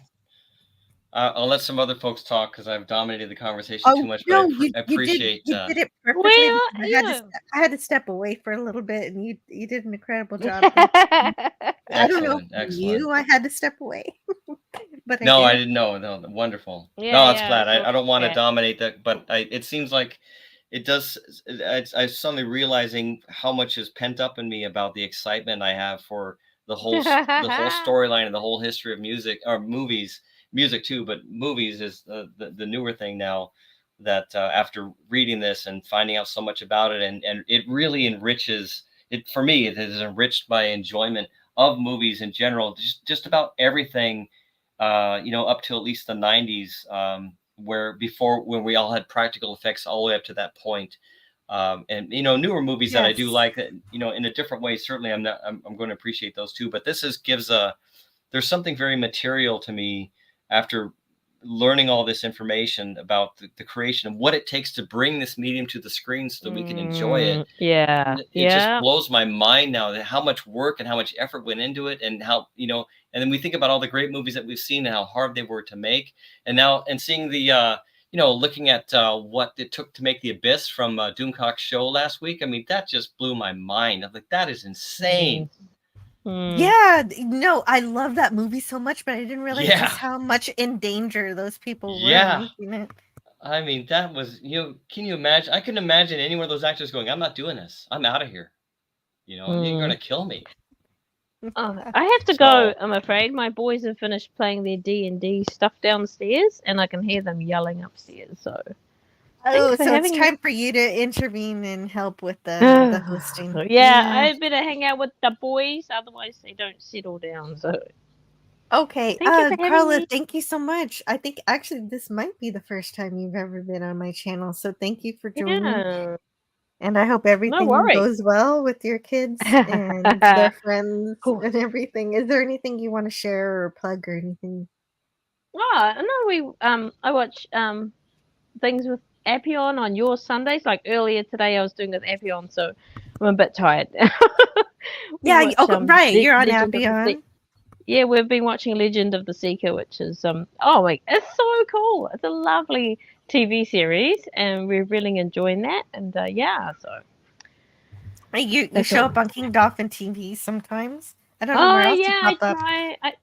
It's just the time zones are not very workable at the moment with the East Coast. With the West Coast, it's only 5 hours difference, but it's just crazy with people on the East Coast. So it's just hopefully when you guys go off daylight savings and we go on, I'll be able to go on King Dolphin a bit more often. Ben Frail says it's dinner time in Australia, and Carla is in New Zealand, but pretty close. Yeah, 9 o'clock at night. There you go. 9 o'clock And at thank night. you so Okay, much well, for being on. Wow. I'll talk to you later. Good luck with everything, Yeah. and I'll see you next time. thank you. Bye. Good night, Thanks, good you night, guys. Bye Carla. bye. Good night. Oh, good night, Carla. I didn't know I was muted. Yeah, you were muted, but that's all right. Carla's great, and I was so glad that she can do. We had her on her drive, and then a little bit at home too. Yeah, that was cool. That's really nice. That's cool that she tunes in when she's driving a lot of time, and yeah. And so whenever she's- I'm driving and someone's like, "Why don't you get on the stream like Carla does?" and I'm like, "No, I can't. Because I'm I'm not as cool. driving. Not as cool. Yeah, because I'm driving. I don't know how she does. she's got it dialed in. She's got robot hands or something. Yeah, she's a Terminator mom or something. I don't know. There's a lot of passion and love for media in the panel. It's great to see. Yes, exactly. That I'm really appreciating William Shakespeare's passion for media history, movie history. I am blown away by it. It is so good. Thank you so much for sharing that. Yeah, thanks for giving me the opportunity. That was a lot of fun, and probably best that it was completely impromptu, because I would have been a nervous wreck if I had thought that I was going to come on and talk about film history for a half an hour. No, and you did it. It was really fantastic. And this is actually how long I wanted to have my stream, for just a couple of hours. And there you I go. I thought I was going to have to talk about New Trek or something, but you saved me from that. I mean, I guess I could for a little bit, but why? Oh, it just looks. As Max Redstone said, what was there to San Diego Comic-Con? There was nothing. Apparently, according to his friends, there were furries or something. Yeah, I'm the one who lives here. Yeah, you can stroll right over. The only thing I know is that Kurtzman Trek, Secret Hideout dumped a whole lot of terrible stuff. They dumped the secret. They dumped the Section 31 trailer. They had a pop-up bear restaurant, so that, I don't know, kind of looked fun, but I'm like, okay, but yeah, dude, you don't even go out. It's like, dude, you don't even go out. You like cook. So I popped a tri-tip and I made steak sandwiches. Oh, well, there you go. So, Matt G. Taylor Swift is greater than Disney, Star Wars, MCU. You know that guy? Yeah. He's always telling me to go to Whataburger. I did the same thing. I was like, man, I do want some Whataburger. But then I just ended up making my own crispy chicken sandwiches. So I know where you're coming from. Yeah, I mean, where I live is a resort town, and it's like, yeah, I could go out, but it's like, yeah, I could go out, but it's like, then I could or I could buy a memory card for my camera. So yeah. Nick says, Shakespeare, go on. It's a lot I learned. You can feel the love for movies in your stories. And yes, I agree with that completely. If you have more to say, you are certainly most welcome. Well, I don't right now. I appreciate that. But you know what? I tell you what, it encourages me to continue learning about it, because I'd like to. I loved it so much. I thought I think it's going to be, a new minor passion, just to learn more about this and maybe learn more about early films and things like that. And so, you know, maybe I will. I would have imagined that people wouldn't care to hear about this stuff. So for anyone who didn't like my rambling on, I apologize about that. This was not it was not planned. It was not intended. I just kind of spewed out a whole bunch of crap that I didn't know was in there. When you said they were the fan redos, like where they, like, if you could like explain like 2 or 3 sentences to me, like where they are available. The Star Wars? Yeah. The best place for anyone to start. Let me pull this up. And your capacity for retention for everything you've learned from what you've read is incredible. I can't do that unless I make notes. You know, I think that's a sign of just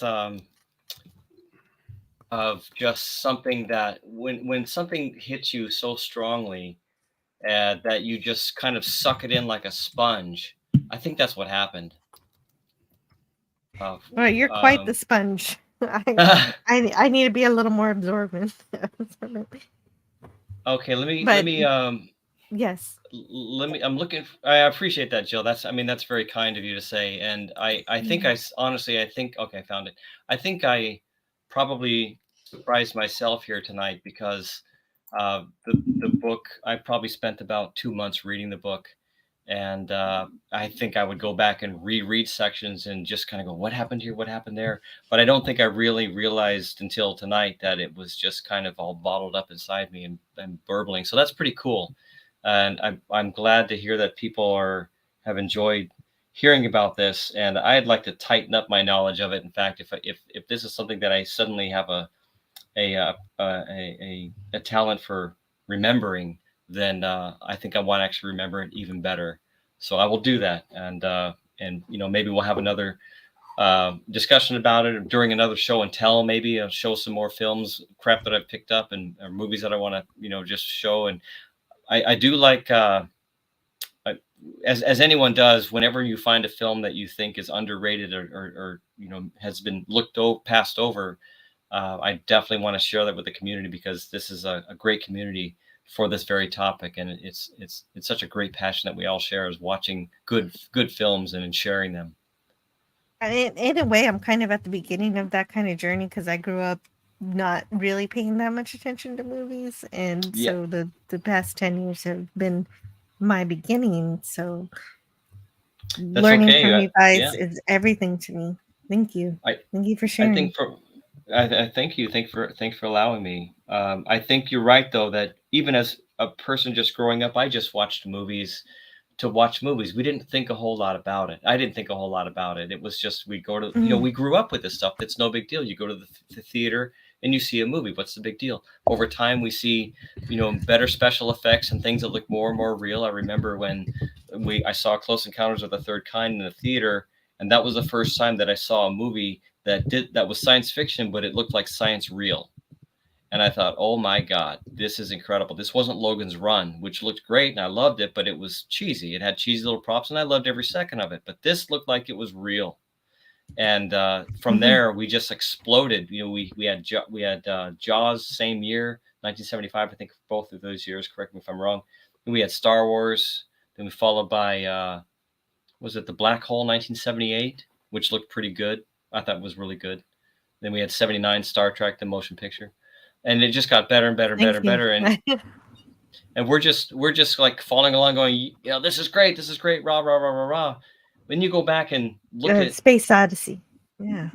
Oh yeah, 2001 Space Odyssey. That one for sure. And see, when that came out, I don't know if I was actually born when that came out. I was like, you know, if I was born, I was like a 1-year-old maybe.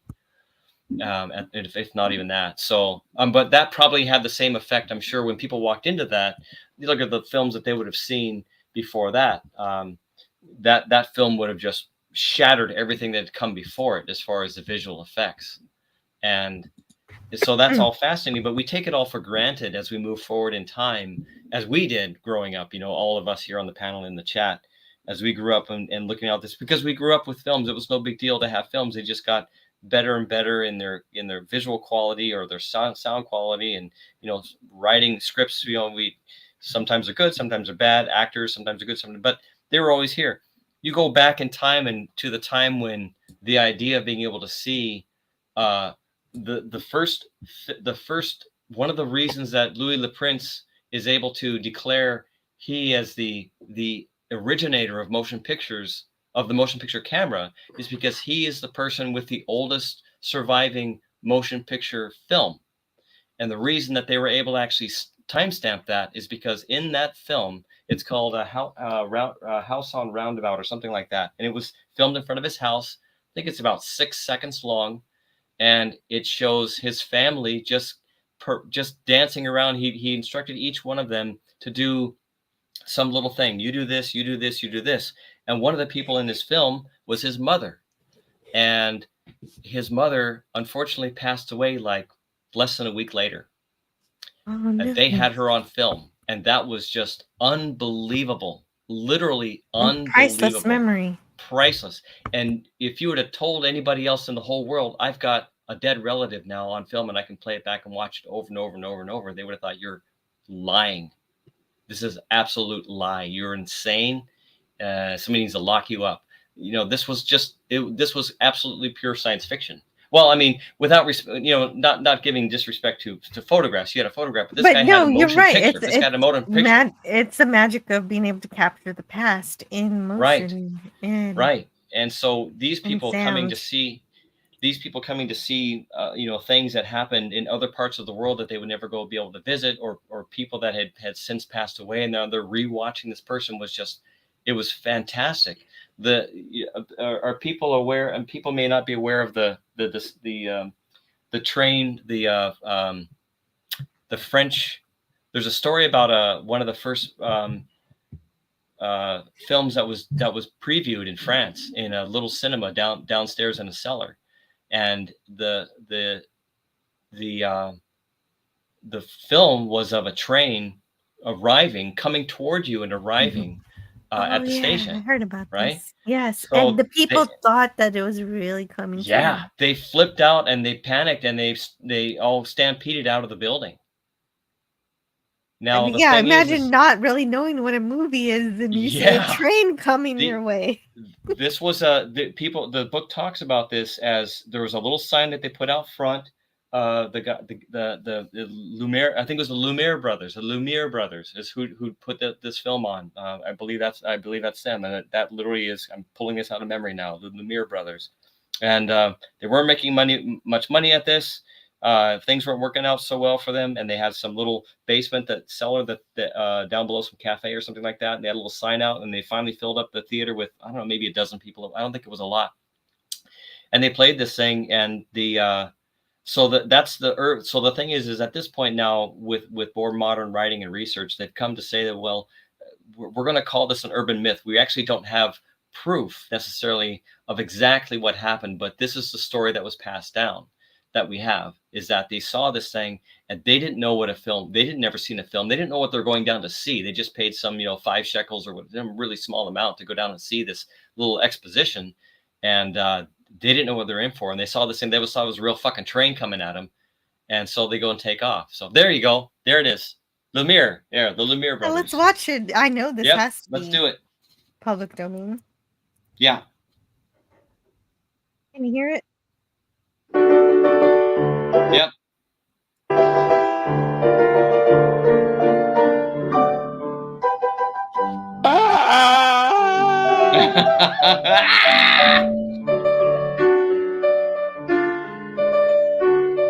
Oh no, it's a conductor.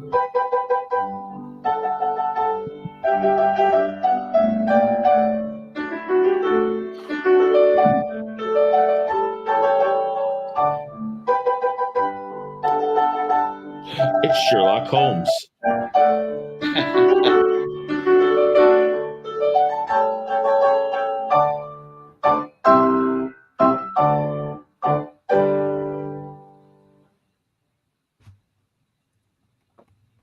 Yeah, so imagine that's what people are scared of. That music made me shit myself.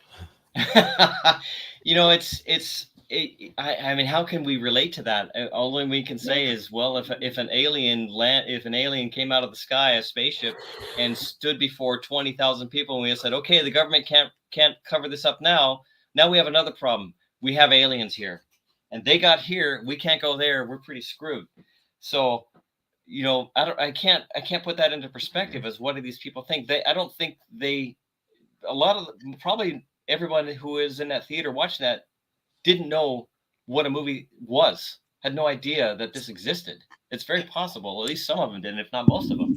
So I was asking about the where to find the original remakes.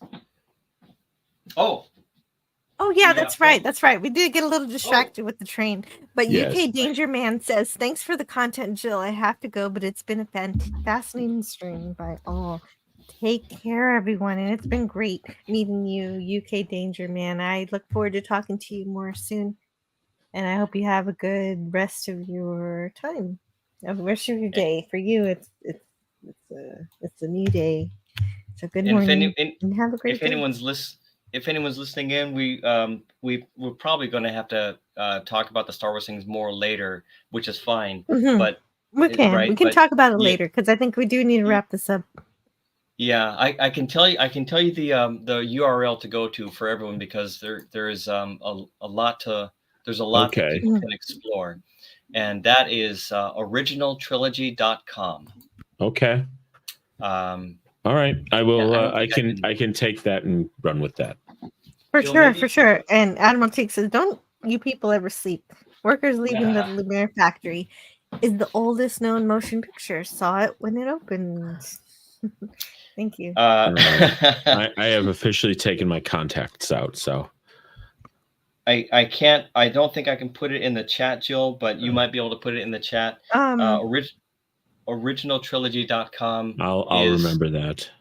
Okay, and for other people though in the chat though, this is the really kind of the hub of anyone who's interested in Star Wars preservation.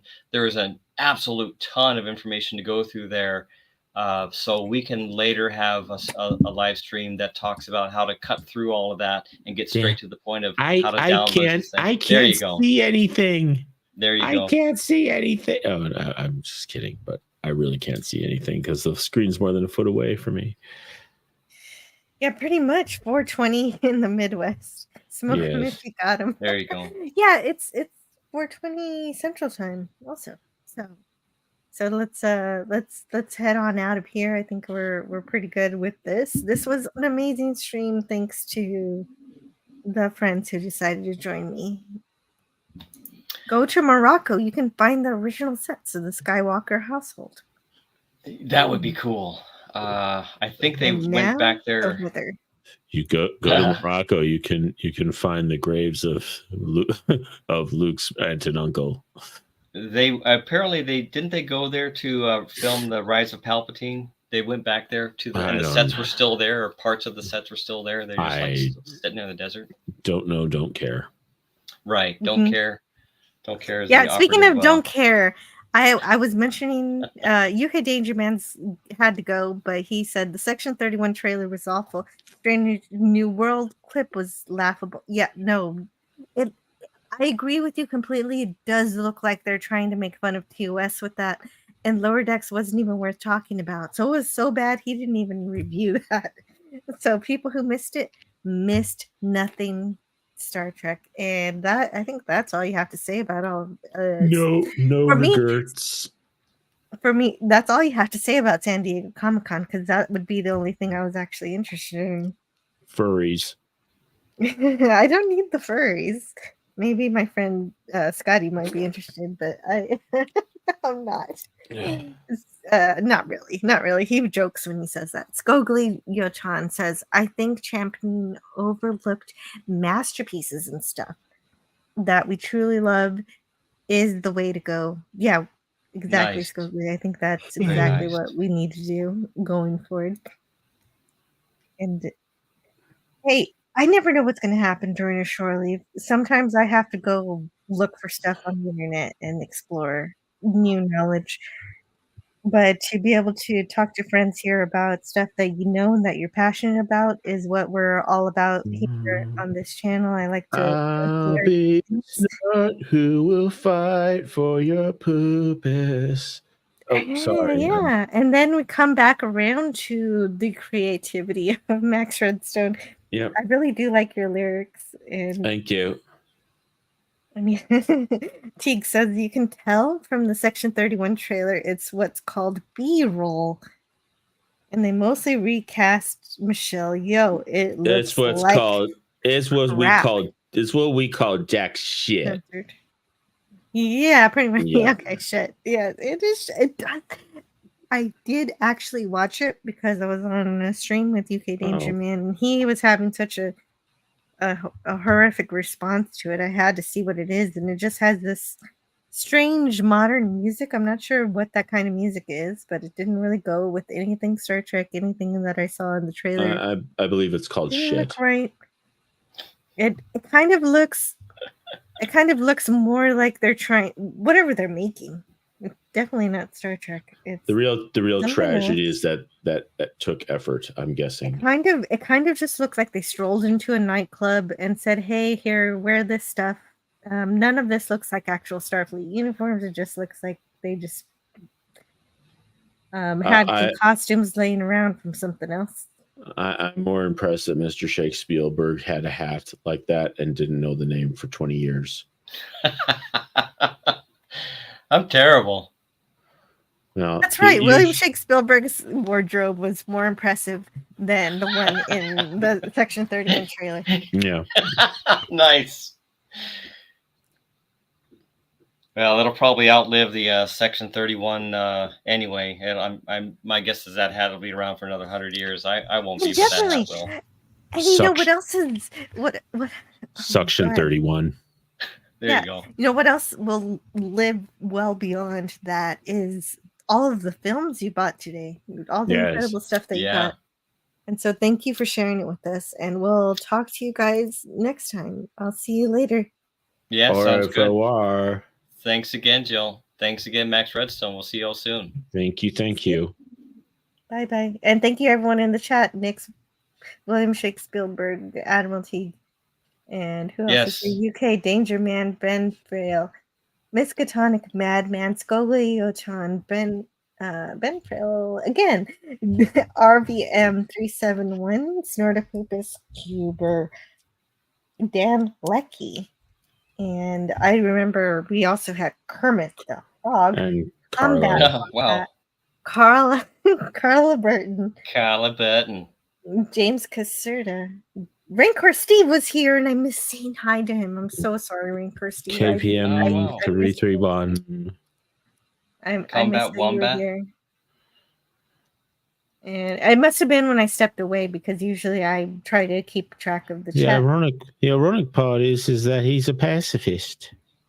And Franco Walker was here too. Franco Walker is my best moderator on the channel. Ooh. He's pretty awesome. And Padawannabe. Thank you, everybody. Wow. I will see you on Tuesday. I'm going to talk about For All Mankind, the Apple series that's created by Ronald D. Moore, an original creator of Berman era Star Trek. And so I'll talk to you later. Bye, guys. Bye-bye.